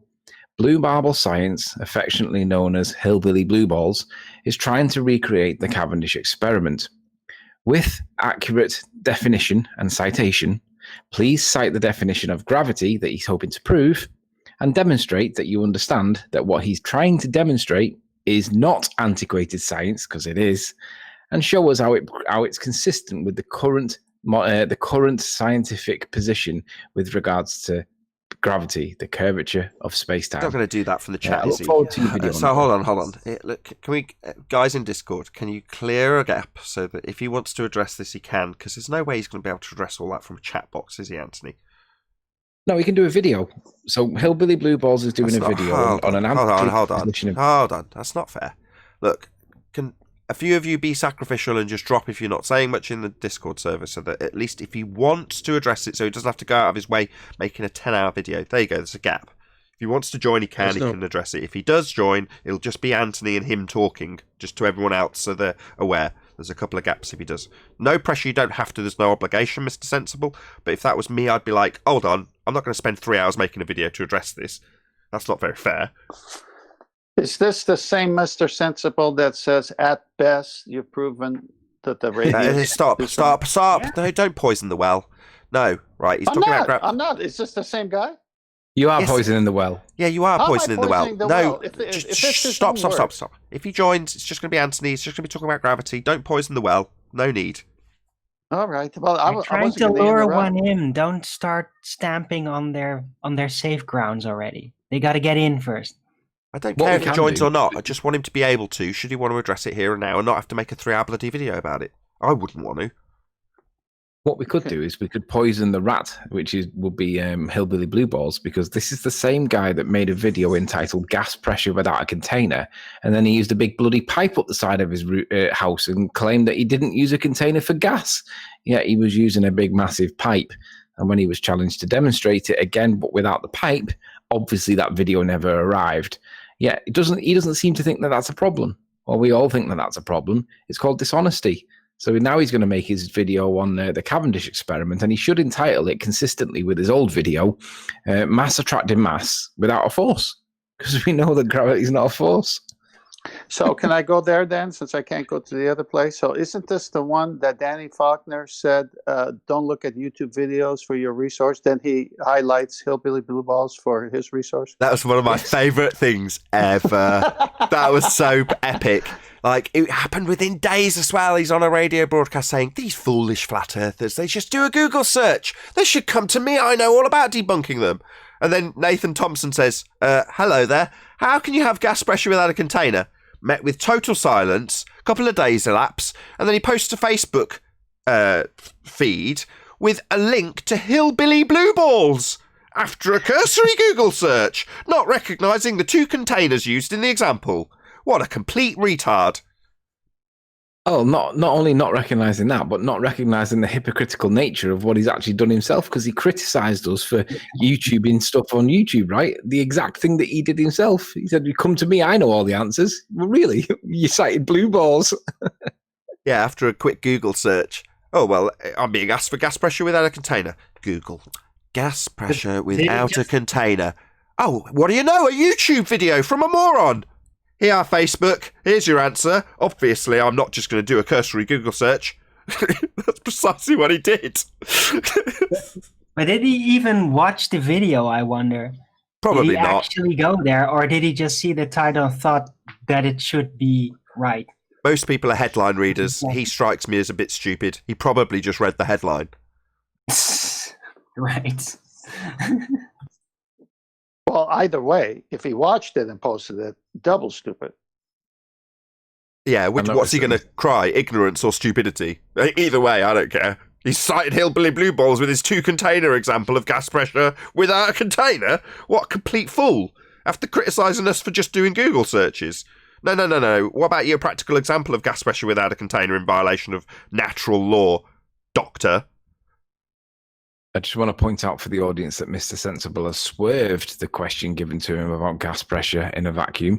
And he says, now, I haven't been following Blue Marble Science's videos. I would rather an explanation for the Atmos gradients, no containers required. Well, that's called swerving the question. Now, we've all had the conversation about why is there's a density gradient or a pressure gradient or an atmospheric gradient or whatever gradient you want to call it. Obviously, the issue is how the gradient exists in the first place, because one cannot form on an open system in a vacuum. But you ignore that, don't you? You want to talk about the gradient that is there, which we say can't be there because it's a vacuum and gas pressure will always go to no pressure because of the laws of entropy. You ignore that and you want to focus on why the gradient's there. No, that's majoring on a minor. We want you to major on the major. So concentrate on where the gradient came from in the first place, because that's what we want to know, please. So is this assertion that you can have a gas pressure, repeat that, a gas pressure gradient without a container? I'd like to see that, please, Mr. Sensible. And for those that are unsure, we've been asking this for 2 years at least. I just want to clarify one more thing. Sorry, Anthony. Earlier on in the show, I pointed out that we have to be quite meticulous. I think it was you that made the example, Anthony. And I was like, yeah, we have to be really fastidious about how we detail things. Now, I expect that the next reply will be precisely the example I gave earlier on the show. That would be to say, go outside and point at my fundamentalist religious belief that the sky is a vacuum. Let's see if I'm right. Well, you've identified that gas pressure is exerted against the walls of a container.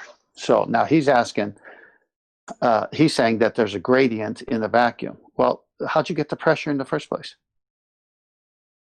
Indeed. They don't like that question. Go on, Anthony.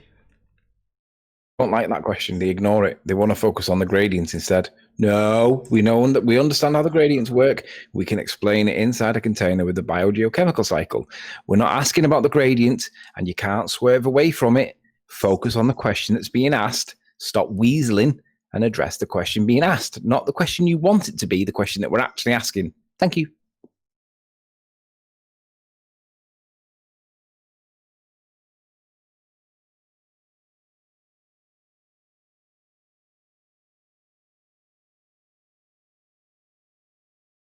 No longer a space on the panel for him to join.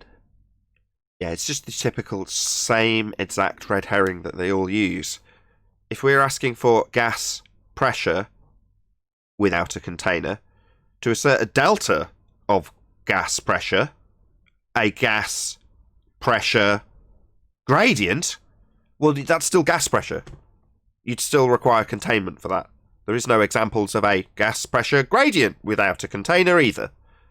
Now, their only rebuttal to that is to point at their fundamentalist religious zealot belief that the sky is a vacuum and say, just go outside.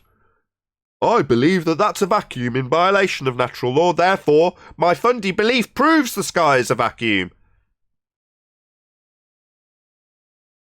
You mean there isn't a gradient space in Discord for him to join? It's all full? Yeah, it's full again. He had a chance. I don't think he wants to. Feel free to poison the well all you like. He's not going to join. He's too busy watching Sci-Fi Dan videos to think that he thinks it's beneath him to engage with us. But it's a free link every day, and he can join. He just chooses to go and regurgitate his nonsense to his controlled and captive audience without having a chance of fair rebuttal to convince his audience that we still live on a ball. Yet he can't even cite accurately the definition for gravity.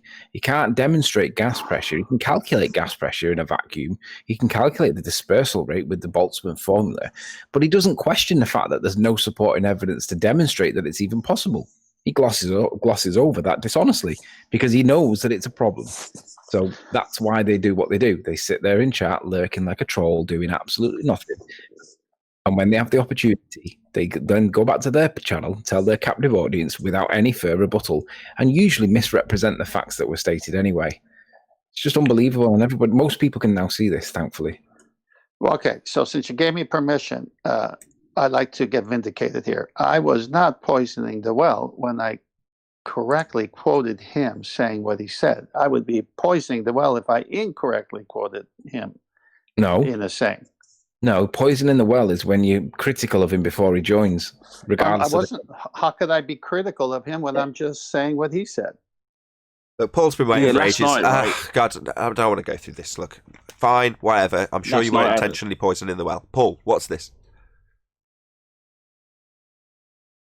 Oh, I had a chat last night with Jem and that, and he was saying, now instead of answering the question, how do you have a gas pressure fed container, he's trying to reverse the burden of proof by saying you can't prove that you can't have a gas pressure bag container. Therefore, you can't, unless you use a scientific method to prove that you can't have gas pressure container, you can't ask that question. I goes, do you not understand the question? You're making the claim that we live in gas pressure next to a near perfect vacuum with a gas pressure gradient, like you said, and that's why we're asking you to prove that that's possible. And the fact that you can't prove it's not possible shows that it's a lie. It's an absolute lie, and now we're trying to reverse the burden of proof by saying, well, you need to prove that it can't be possible. No, you're the one who's making the claim that it is possible, so it's on you to do that. Your reply to that is, Tommy, your reply to that is you can't disprove an argument from ignorance. If I say there's no evidence that disproves the existence of unicorns, you can't, it's impossible for you to disprove that statement. So you call it out first and foremost as an argument from ignorance fallacy. You can't disprove this. There's no evidence to suggest it isn't real. No, that's an argument from ignorance fallacy. You've already identified the burden of proof reversal fallacy, but then the only thing to strap onto the end, just so you're fully armed, is you can't disprove an argument for ignorance. You can't prove me wrong when I say there's no evidence to disprove the existence of unicorns. How are you going to prove that negative distrue? You can't. Can't disprove an argument for ignorance. That's why they utilise it. It leaves you with a dead end. So you've got to be able to point it out. There is another way you can deal with that as well. You can say, well, assertions without evidence can be dismissed without evidence, applying Hitchens' razor. Because if I made an assertion that didn't have supporting evidence, what do you think they would do with that assertion? They would just use it against me and criticise me for it because I haven't got anything to support it. It's the same for that position. Just tell them that if you haven't got any supporting evidence, then we dismiss it. It's that simple. It just shows their dishonesty. Like if they just put their hands up and says, "Look, we can't demonstrate gas pressure without a container because it is a violation, and we can't do it." Just admit that you can't do it, and therefore that's the argument done. But they just want to be dishonest and do everything they possibly can to avoid answering the question and try to make out that the question's absurd.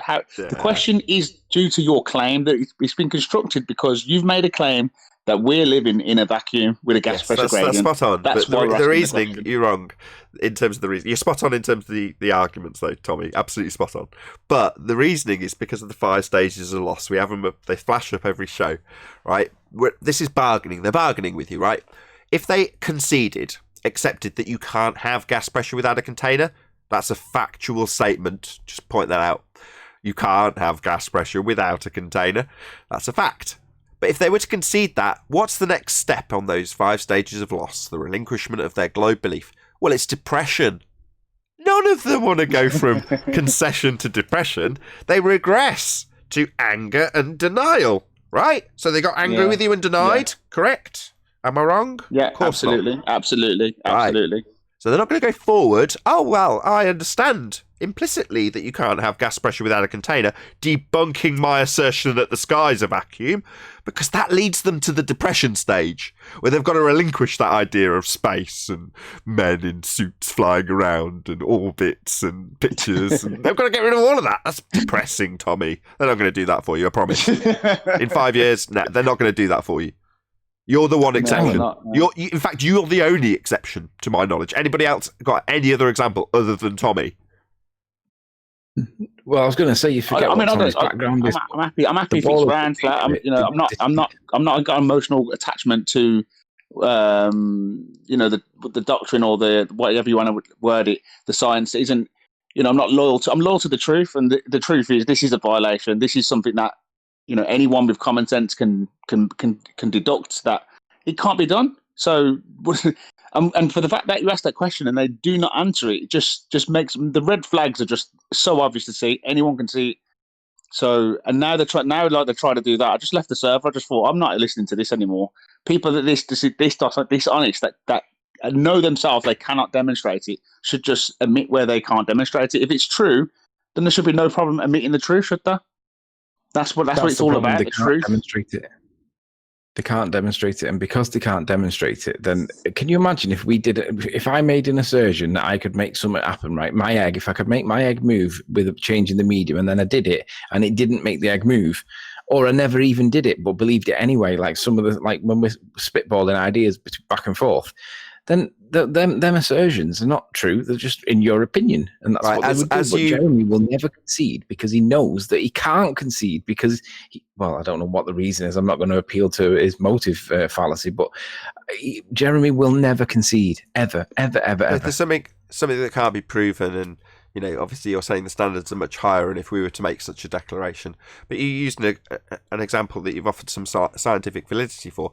What about baseless assertions like the ice wall?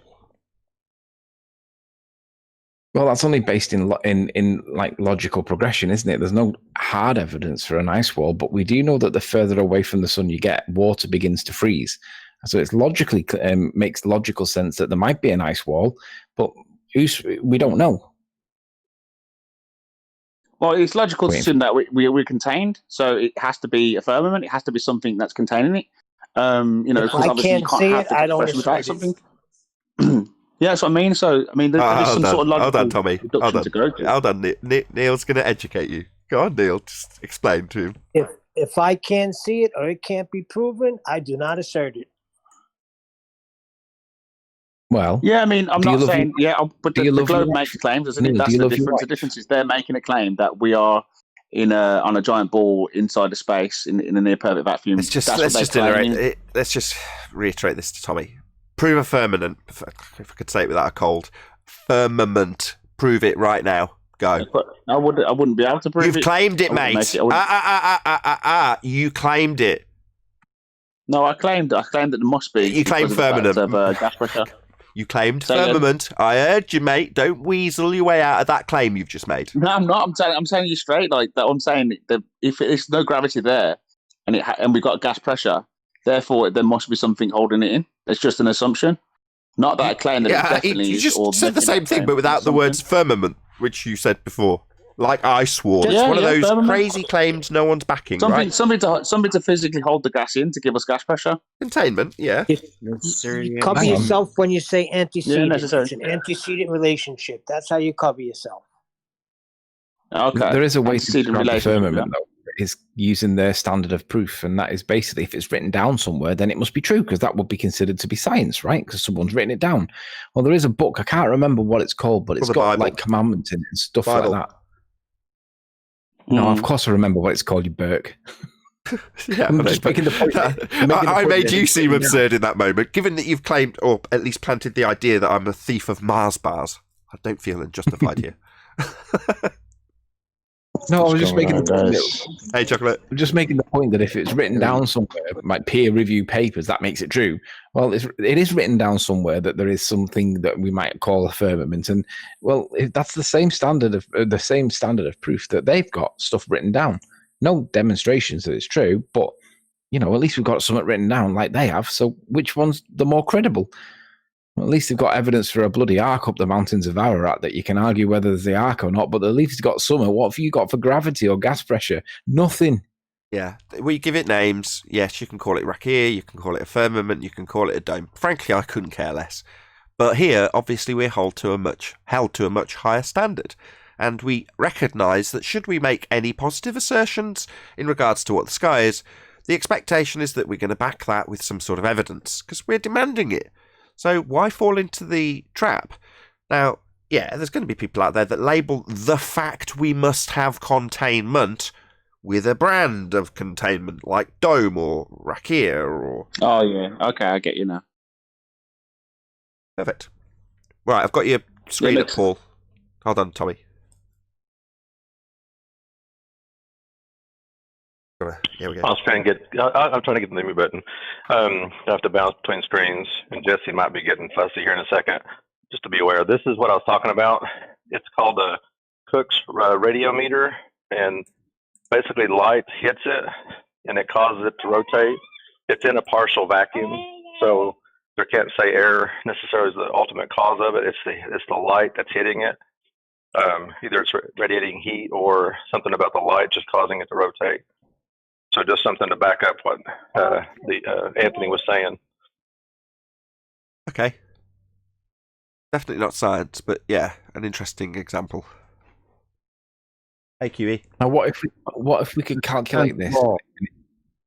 Mr. Sensible, you and your neutral platforms agree to disagree in modern day debates. You want to go on there and baseless assert your way and rumpus everyone out of the discussion. That is not a neutral platform. That is not a debating platform, either of them.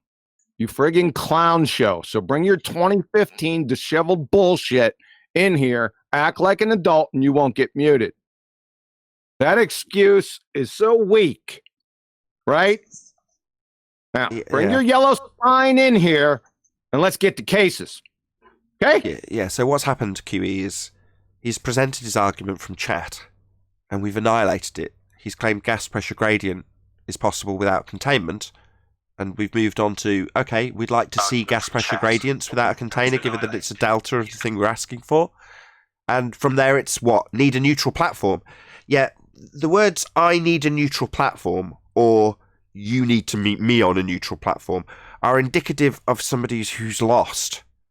So it goes from, you assert we can have gas pressure without a container. Your way of asserting it is through gas pressure gradients, a delta of gas pressure, which still requires the antecedent of containment. There are no examples that don't have containment. You can't have gas pressure without a container. You can't have a gas pressure gradient without a container. It's ended with him being asked to show that. He can't. So what he needs to do is get us somewhere else so he can reassert it 20 times without that rebuttal being heard.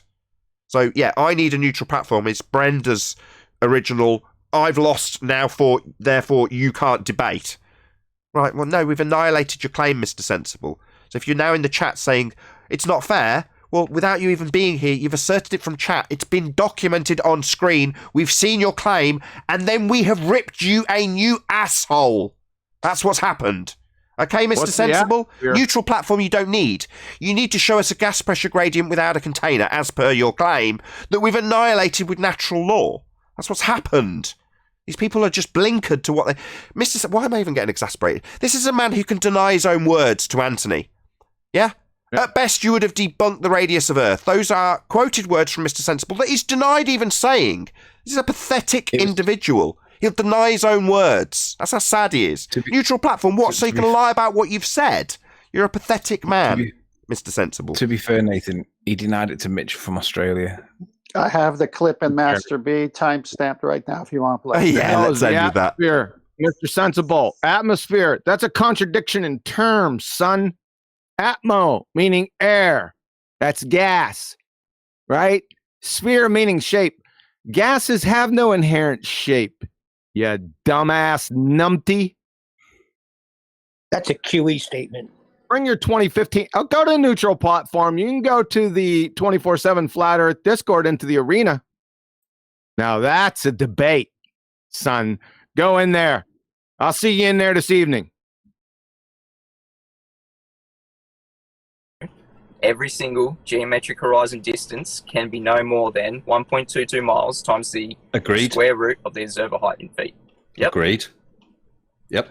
And so the black swan image that we have shows a horizon far in the distance past 1.22 miles. This is at 1 foot. Even if you say it's 5 feet, the geometric horizon should be 2.77 miles.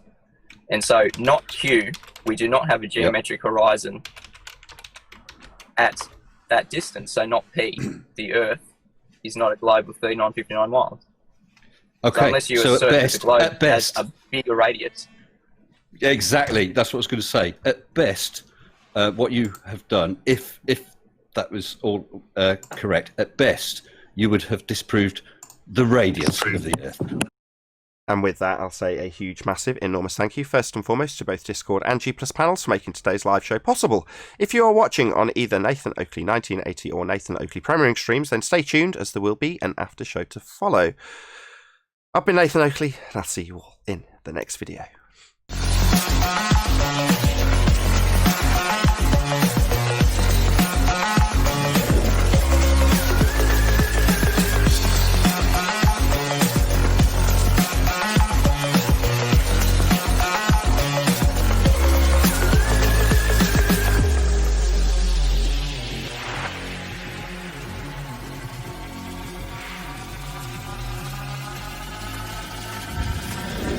Oh, what a day! What a lovely day!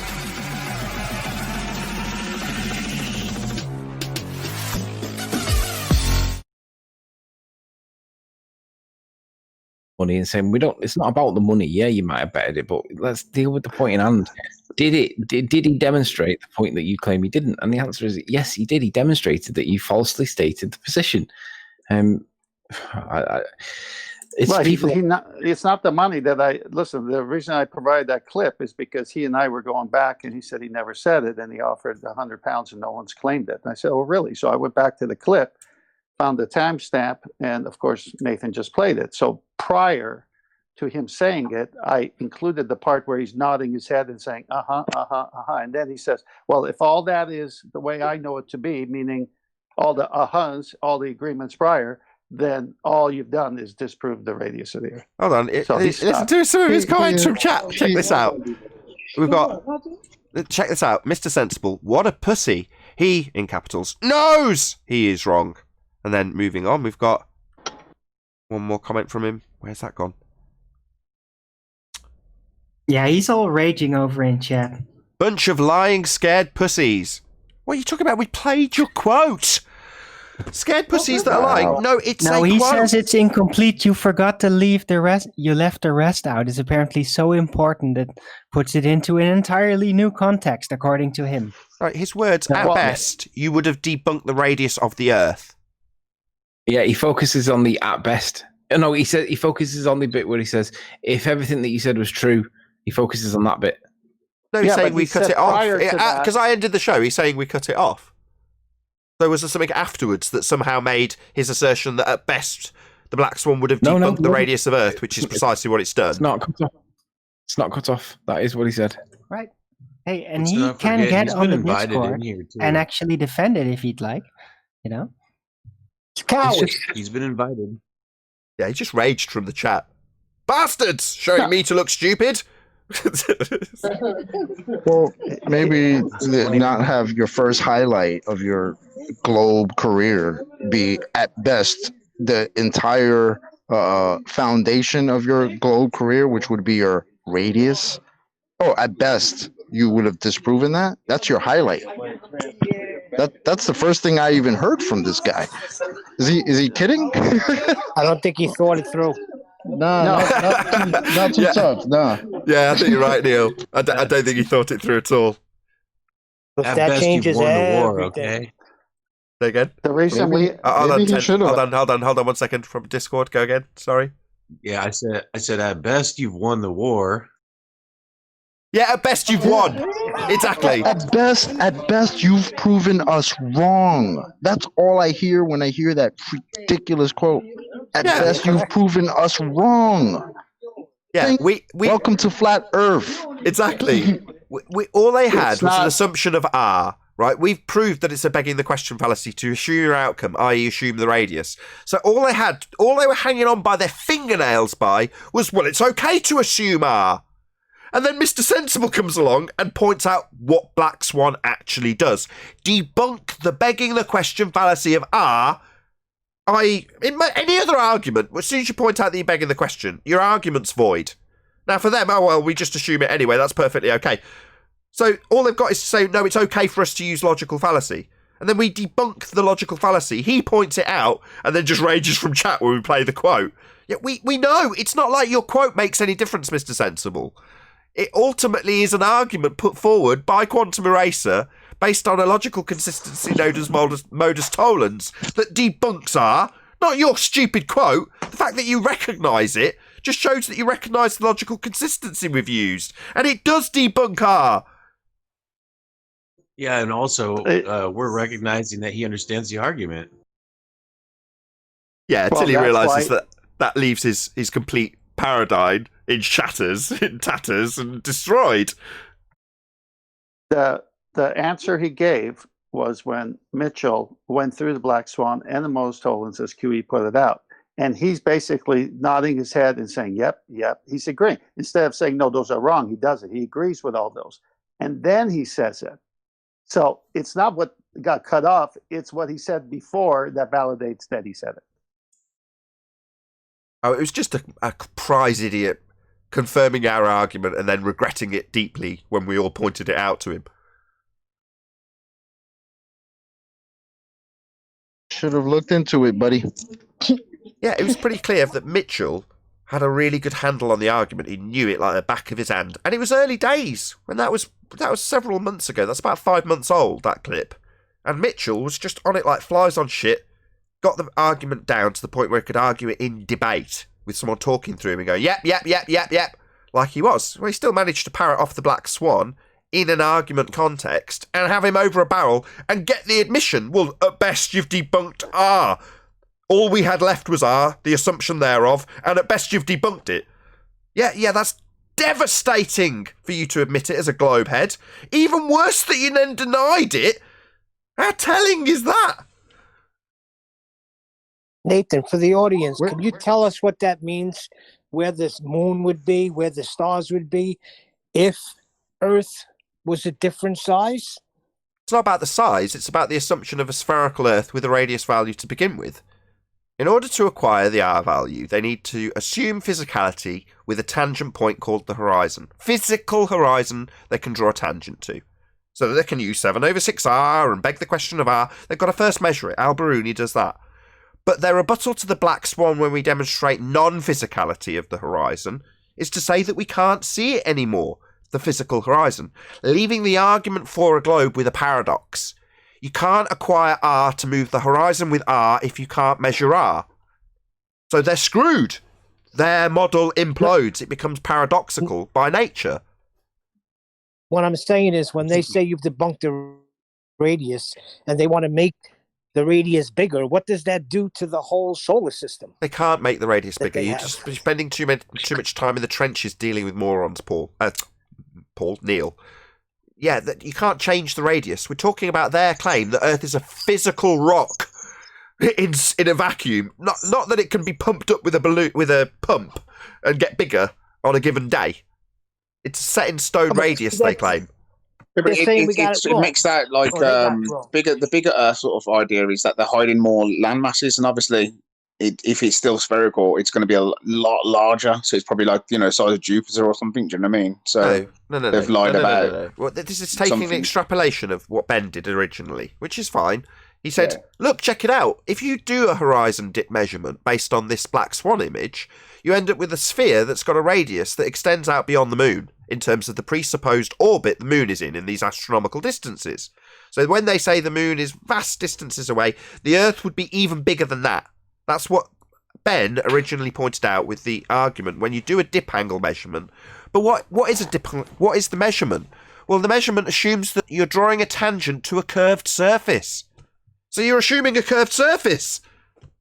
So you don't need to extrapolate this argument out with their assumption that you're drawing a tangent to make this measurement to a curved surface, to the tangent point thereof.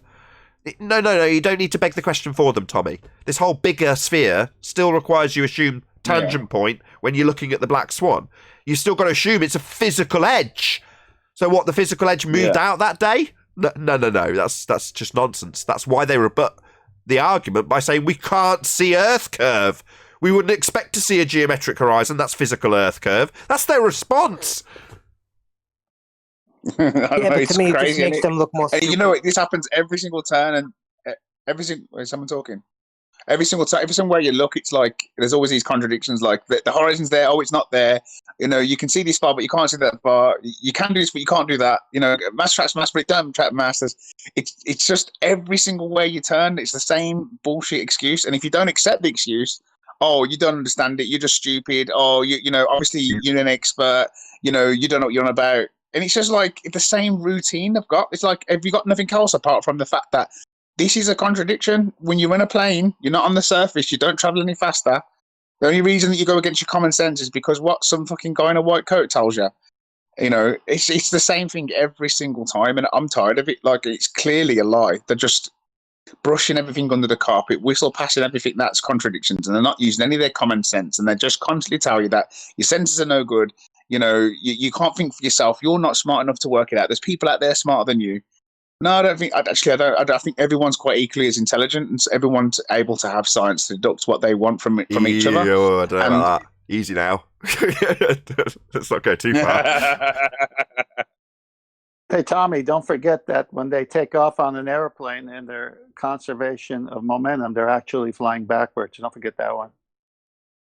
Oh God, I know, and and if it's just so many things that you just.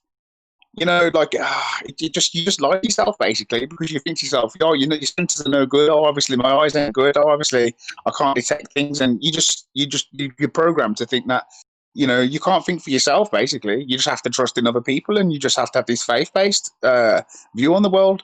It literally is like indoctrination, but in just a subtle way. It's so subtle that you just don't see it. So when you're in it, like, all I'd ever see is, oh, flat earthers, they're obviously stupid, obviously got it wrong. Like, oh, how can the world ever be? So you automatically don't listen to anything they say. You automatically, the well is well and truly poisoned, But I'm glad you guys have been doing the work you've been doing and continuing, exposing the lies out there, because, I personally would still be believing everything I've ever been told since I've been wee little lad. You know what I mean? So yeah, keep up the good work and keep exposing them, and keep their toes to the fire, man, because they're the ones making the claim that this Earth's supposed to be the size it is. They're the ones making a claim, and it's time they back their claim up with empirical evidence and good demonstrations. If they can't demonstrate it, it can't be done. Simple. Indeed. Tommy. Well said. Hey, Brian. Hey, Brian. What we do, bro. Hey, Nathan. Hey, everybody. Hey, Tommy. Can you tell us about when your first public appearance, where you'd kind of changed sides? Tell us how that happened. Where did you go? How did you tell people? What was the snap? When did it happen? How did this come about? Well, obviously I've been fucking. I don't know if it's go right to the beginning. You mean recently? That recent one when I.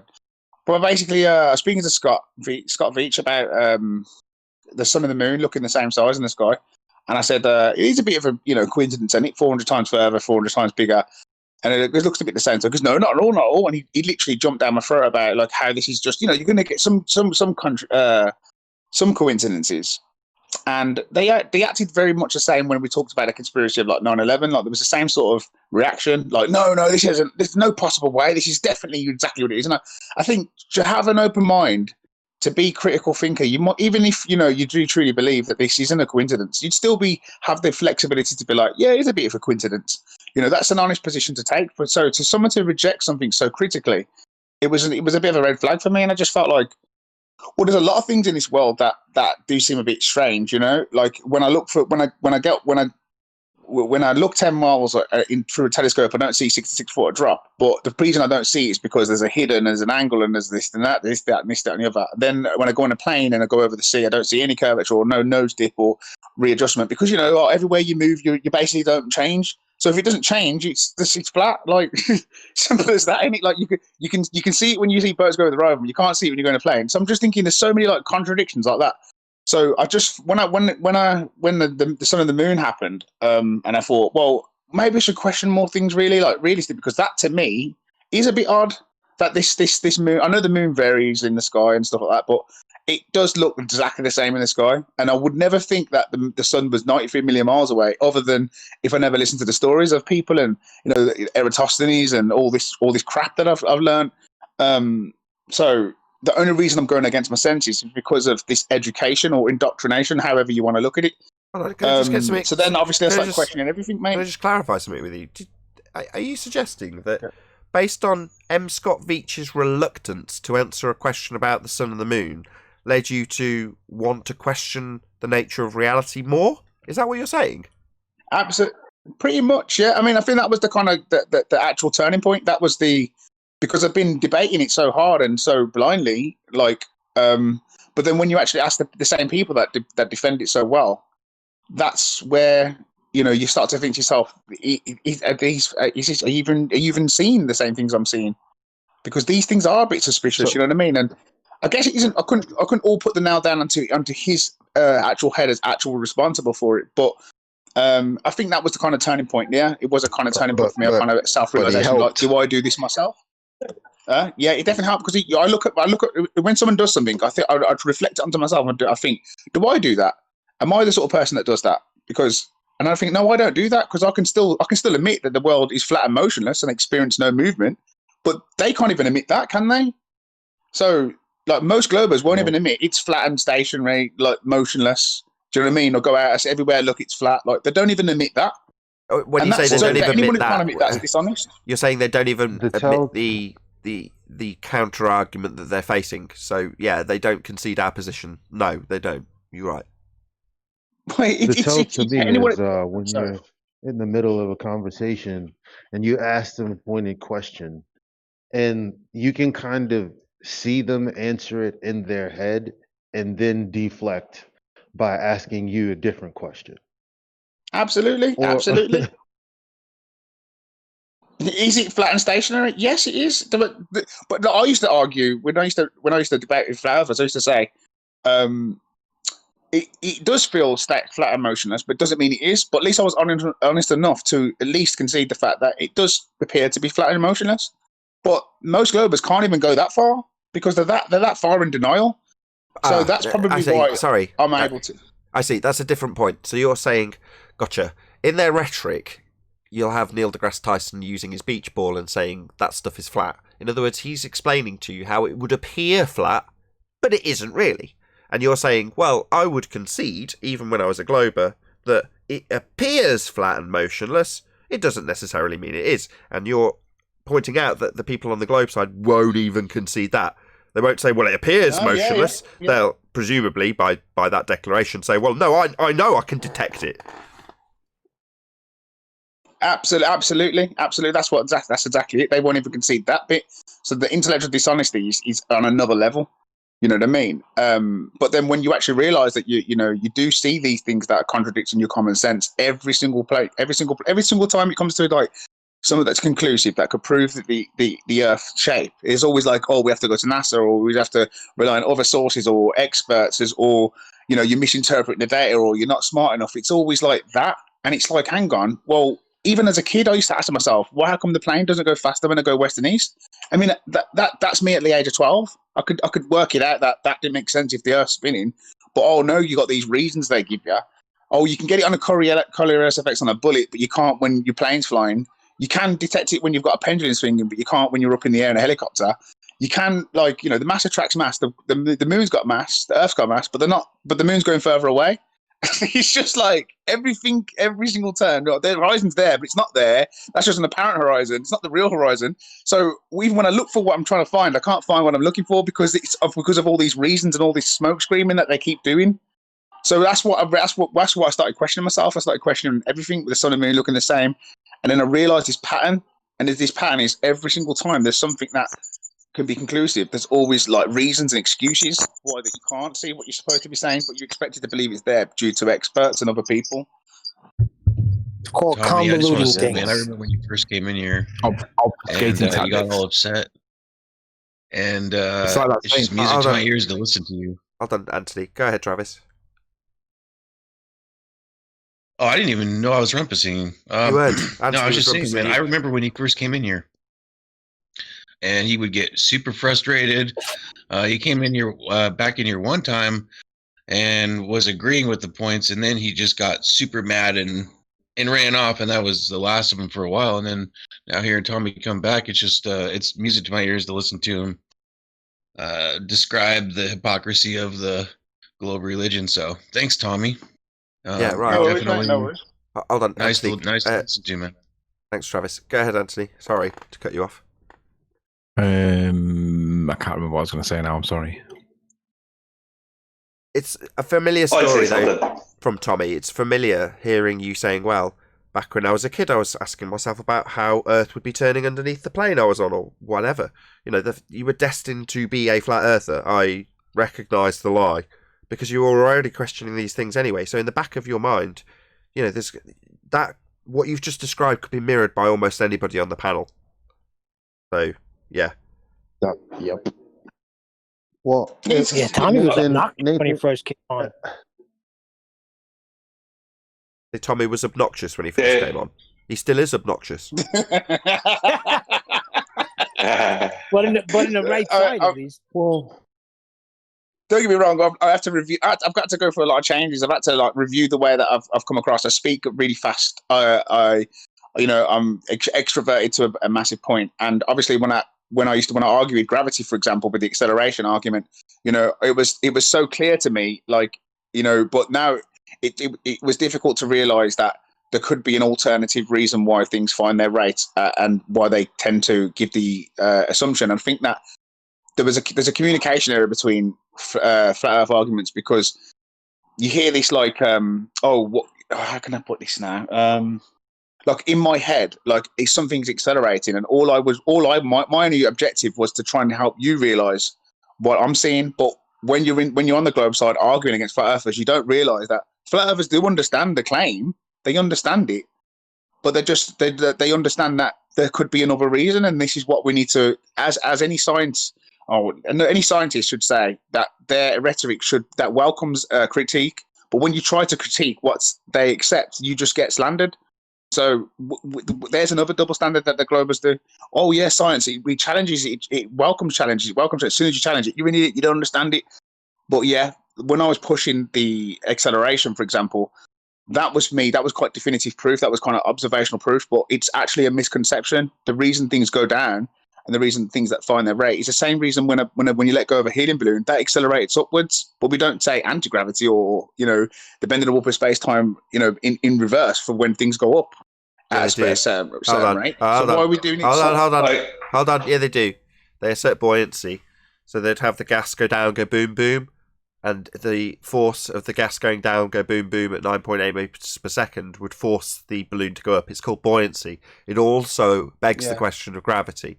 Obviously, the problem with it being that you haven't got gas going down, go boom, boom at 9.8 meters per second to counteract the force of gravity with buoyancy. But that's what they assert when they beg the question one step further with buoyancy, also assuming gravity, the very thing they're trying to prove. So you will come across that at some stage, Tommy. Yeah, I figured it out. On a video where, 1 second, Tommy. I heard a good one on a video last night. A girl called Rachie, she used to be in the chat and in Ranty's chat.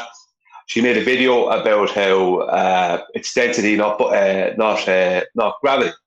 And she said in the video, no matter how much helium you put in the place, no matter how much helium you gather together in one amount, in one area, it still goes up.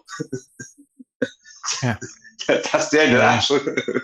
Yeah, it doesn't matter if you've got a shitload of it, and technically, if you could contain it to weigh it, it would be a lot. Well, you gather it together. Does that mean that because of a lot of it, it's going to be downward vector 9.8 meters per second? No, it's still going up. Yeah, still all going up. Doesn't matter how much we got of it. Shitloads, still going up. It's like when you get a molecule of something and it's attracted to the Earth, right? Ask them what happens to the gravity, the molecules of something that's not falling down, that's going up. What's that attracted to? Is that attracted to the clouds? Because there's got to be a force of attraction up there that's pulling it up if it's Earth pulling it down. Yeah, oh no, it gets pushed up. Oh really? Nonsense.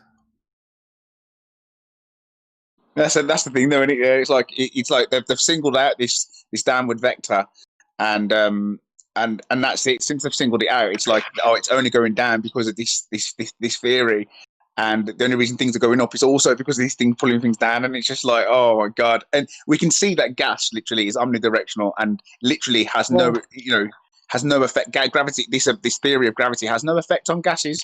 You boil your kettle, steam goes up in the air. You fart, it goes up in the air. Well, now that you're thinking like this, do you mind if I put myself on the spot? Yeah, sure, go ahead. Okay. Well, I once asked, how can you have something lit from one direction when the light source is in the opposite direction? I would think that the simple answer is you can't, but that wasn't what was accepted when I said it. Okay, you discussed this on yesterday's show, so you're talking about where we would see lights based on if you had a heliocentric model in front of you and you switch the sun on in terms of where it projects its light out, you wouldn't necessarily have the things that you can see because they are being technically lit from the other side, so you wouldn't see them, but we do. Is that a good enough summary, Elijah? Yep.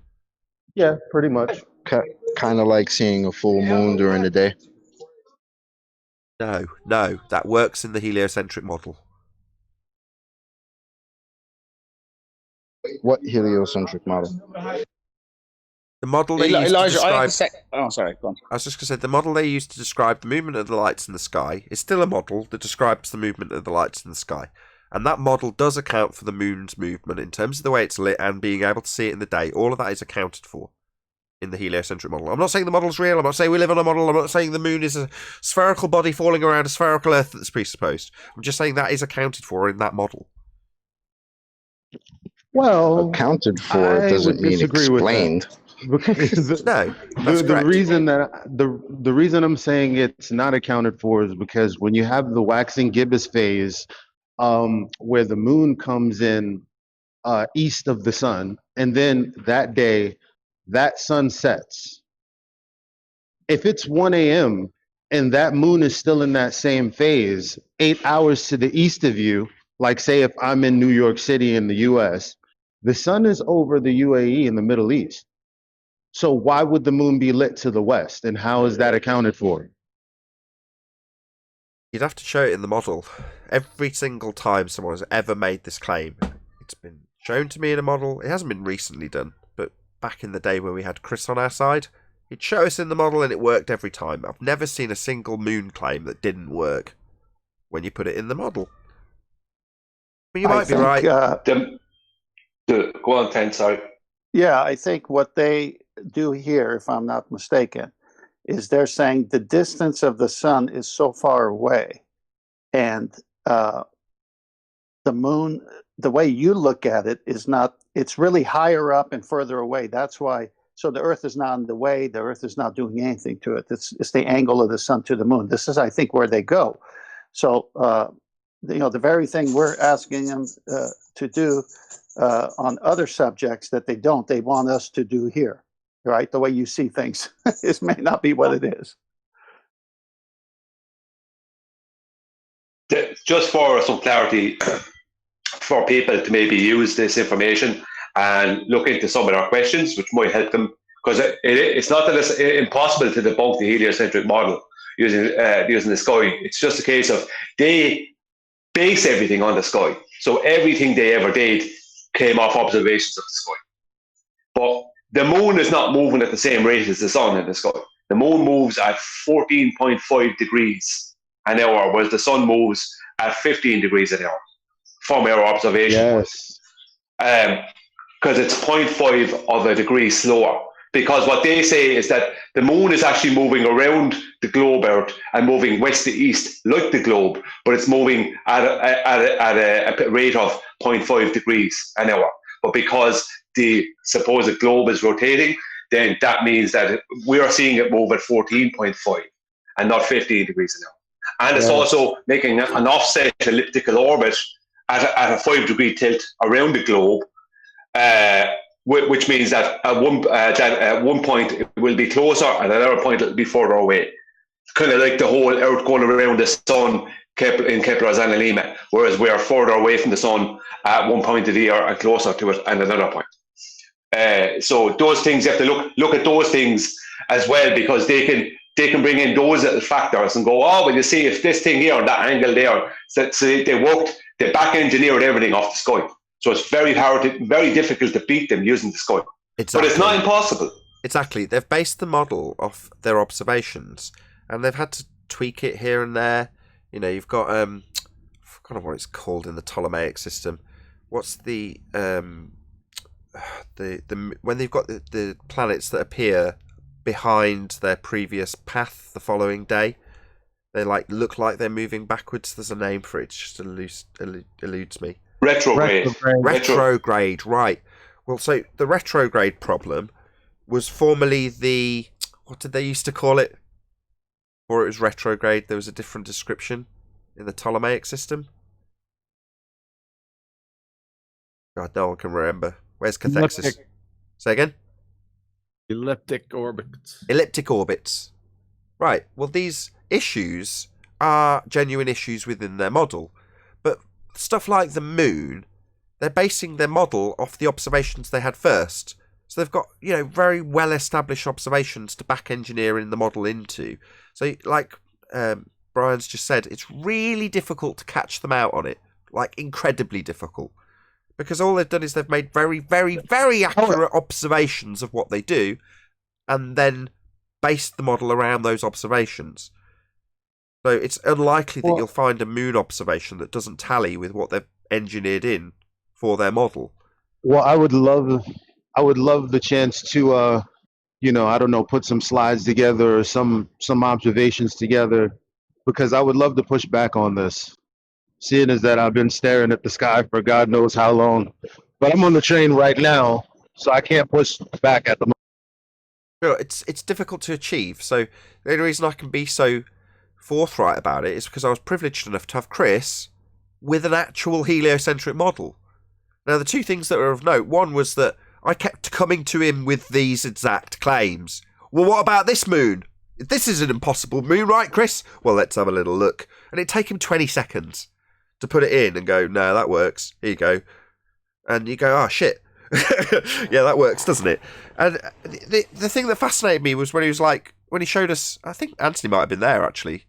Pipe up if you want to add anything to this, Anthony. When he turned the light on, so they show the model, and you've got each planet, or whatever they're calling it, in its position, and it's giving off effectively its own light when they depict it.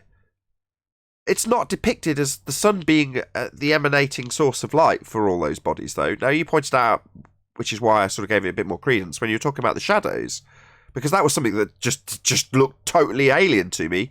If you have a heliocentric model and you turn the sun on as the light source, it all seems to go to shit. It doesn't seem to look right anymore.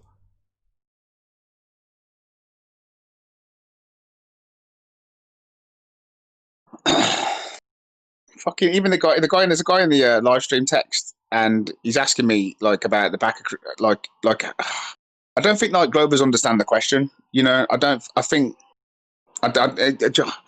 you can't have gas pressure without a container. That's what's the violation. So when you claim that the Earth, right, is a globe and it's in a near perfect vacuum with a gas pressure gradient, and the only thing that's holding this gas pressure is a force that you call gravity.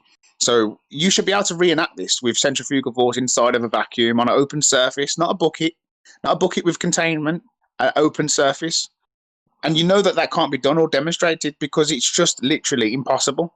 When you claim that the Earth is a spinning ball inside of a vacuum, then the burden of proof is for you to prove that by doing a physical demonstration. Don't talk to me about bags of crisps in a car, because the very air that you're trying to make this example in is the air that we need to talk about. This is the contained gas that must be done. So when you talk about the bag of crisps, the actual bag is a container as well that holds the crisp in.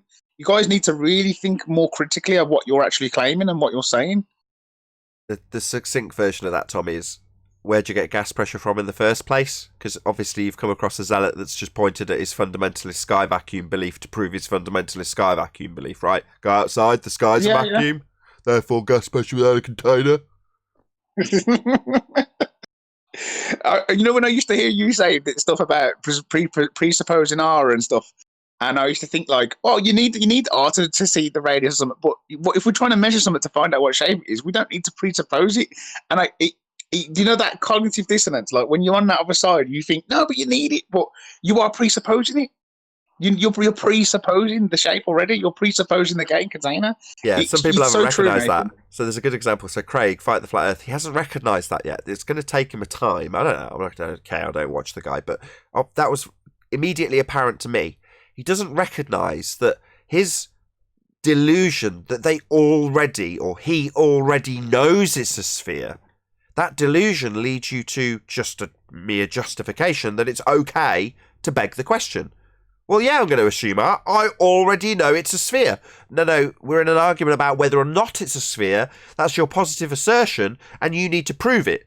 So just saying, well, I already know, that's just a fundy belief then that you're declaring to prove your fundy belief. Exactly. But everybody's been brainwashed to automatically assume that is just the case. Therefore, they fall into the trap of thinking, well, it's okay to beg the question. To employ this logical fallacy is the reason why when you debunk R as an assumption, as a begging the question fallacy, they go, well, we already know it's a sphere. So, of course, we can beg the question. We already know. They literally parrot off the fallacy like it's a defence. And they're doing it now with the fucking gas pressure. They're already going, oh, well, look, we've already got gas pressure. Like, they're doing it's the same thing again. Like I said, you see these patterns, and it happens every single turn. Like, you look around, and that's, unless you're looking for it. And that's why I'm voicing it, because I think that every glober, I think there's a lot of globers that are flat earthers too, because a lot of them, they can't defend it scientifically themselves, and they know deep down that there is a contradiction, and they're catching on to it. So there's probably a lot more flat earthers that just weren't willing to do the social rejection, do the peer, because there's so much peer pressure. And I think they hear the argument. So even though I may be the only example of somebody that's actually been honest enough to concede points and to change sides, I feel like there's still a lot of people out there that know deep down in their heart that there is this massive potential of a delusion that everyone's on. I mean, education, for example, if you don't pass the exam, if you don't give them the answers and parrot the right correction, you don't get the qualification. Once you get that qualification, you just forget everything you've learned anyway. You only learned it and remembered what box to tick just to get your qualification. Do you know what I mean? You never done it to. They don't teach you how to think for yourself. They just teach you how to repeat what's already been proven and push that narrative. So it literally is indoctrination. It really is. I want to say a quick hello to you guys. Hey, Adam, can you hear us? Sprints back to his desk. Where's the mute? No, what? I'm back. Afternoon, guys. Hey, Adam. Good evening. My phone keeps going, but yeah. Good to have you. Nice to be here. So, Tommy, what I get from you in one sentence is, as a glober, they can't defend it without committing a fallacy. Yeah, that's right. Or appealing to authority, or demonizing the person that's coming up with the contradiction. I do think there's a lot of flat earthers that don't do a lot of good. I mean, like QE pointed this out. There's a lot of flat earthers out there doing more damage than they are good, because they're spreading the misinformation. And even I've been guilty of that sometimes, because it's hard to relearn everything new, and hard to get your head around a lot of the new arguments and stuff. And be able to convey the information properly for people to understand. And plus, when you're dealing with globers that are not trying to hear your argument, they're just trying to chew up what you're saying and spit out, it's very difficult to get your point across, because it's just another tactic to try and say, well, automatically you're a flat earther, therefore everything you say is nonsense and don't believe anything. So the discrediting is literally one of the tactics. And as a pursuit for truth, even how ridiculous something is, or something that's supposed to be challenged and something that's already proven to be. I mean, that's what apparently science is, isn't it? It's supposed to welcome critique, it's supposed to welcome challenge, but as soon as you do that, you're just thrown in the bin. So that just shows you that will be enough evidence for yourself. If you ever want to challenge any glober, just look at the way that instantly they treat you for questioning what they hold to be absolute truth. That isn't an honest position. Remember, science is supposed to welcome critique, but it doesn't seem very welcoming, does it? Yeah, but in reality, that statement, Tommy, that science is supposed to welcome critique, that's a lot of rubbish, because in reality, science is the scientific method. So if something has been proven empirically with the scientific method, then there is no need for critique. Do you understand? So that is more pseudoscience talk. Like science welcomes challenge. Science doesn't welcome anything. That's right. It's a method. If something is proven empirically, then there's no need to challenge it. Like we know. Why would anyone challenge the boiling temperature of water at sea level? Why would you even attempt to do that? So that's more nonsense from their side. That's nonsense that's more belief from them. That science welcomes challenges. Science doesn't welcome anything. Yeah, I agree with that. Like, if you think about it, you guys aren't arguing things that are absolutely empirical. You know what I mean? We're not arguing empirical things. We're arguing things that are arguable for a reason. These things are open for debate. It really is a debate. And like I said, all they're trying to do is like misinterpret what you're saying. I'm pretty sure they know deep down what you're saying. I mean, they're pretty sure they know what a physical demonstration is. I mean, you couldn't say any more plain and clear. I mean, Nathan got anyway. He's drove them clear. He's made it very clear and concise. We want a physical demonstration, not like some graphs and some pictures of some satellites. When conspiracy cats done that to me, I absolutely laughed my head off. Because I was in kind of a transition point at that point, and I was a bit unsure and a bit unsteady. But when he showed me them pictures of these satellite things, I just laughed out. I laughed out loud, and my mic muted, and I just laughed my head off. Like, is this actually evidence? Is this what I asked for? I'm sure it isn't. I'm sure I asked for a physical demonstration of gas pressure without a container, and I got pictures of like satellites and like some mathematical equations. And like, you're better off asking for a physical demonstration that you can do in your kitchen. That's what you ask for. Okay, a physical demonstration that you can recreate that proves our claim that you can do in your kitchen. Because if it's a natural thing, you should be able to do it. Yeah, on some sort of level. Yeah, on some sort of level. But I can hear that they're saying that we need something as large as the Earth to recreate the gravity and stuff like that. But you're trying to say this force is here, so that you've got to be able to do something to really show that this force is real, or this. And when we're actually apparently we're under this force all the time, and when we look at gases and how they behave, they just freely move in all directions. So why all of a sudden, when you're 80 miles in the air, all of a sudden this gravity is going to start kicking in when it hasn't kicked in at the surface level? Well, when whoever's trying to talk, we're just hearing whistling, whoever that is. Yes, that's their get out. It's got to be as large as the Earth. That's their get out of jail free card. No, it's not get out of jail free. Special pleading, and it's also begging the question. So they're just saying, if the Earth is a sphere, then it will have a gravitational pull, therefore hold the gas against the sphere that I'm assuming. So you need the size of a sphere to be able to demonstrate this. So what, in other words, appeal to the fundamentalist religious belief they're trying to prove the fundamentalist religious belief? Now, that's just begging the question, Neil. It's not get out of jail free card. Right, because they're assuming a sphere already. Yeah, if the Earth's a giant sphere, I could demonstrate it. Yeah. I'd need a giant sphere, Earth-sized. Yeah, just begging the question. They are so far removed. They are so far removed. I'll try again. Go, Neil. They Go, are Ted. so Go. far. Okay, they are so far removed away from the science, the empirical method for cause and effect, that you hear like M. Scott Veach and others saying science doesn't prove things. Why would anyone say that if they had a winning argument? Not only that, they say that's a narrow view of science, the scientific method, and what they're doing is the deeper, more logical science, the advanced science. The more expansive, generalized science. Yeah, that's just pseudoscience. Yes, I agree. It's only because that's what they've been told in the face of us pushing back and giving them the scientific method right to their face. I mean, the rhetoric came out as, oh, what they're saying isn't credible. That's always been the case, but their assertions are still empty, because when they say, oh, this is the real science, okay, well, show me how your science proves anything. How can I verify what you're saying is true? And they'll say, well, science doesn't prove anything. So then again, this goes into this circular conversation where nothing's being proven. Loosely paraphrased as pseudoscience doesn't prove anything, and our claim of science never had any science. Therefore, science doesn't prove... No, pseudoscience doesn't prove anything.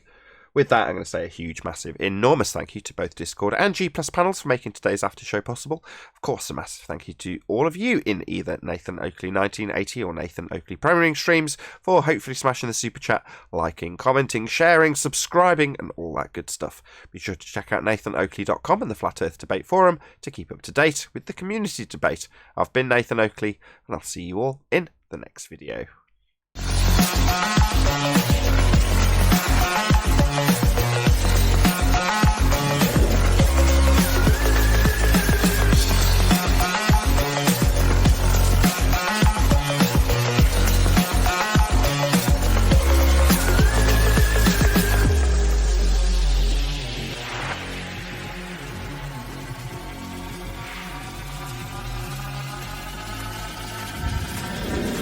What a day! What a lovely day!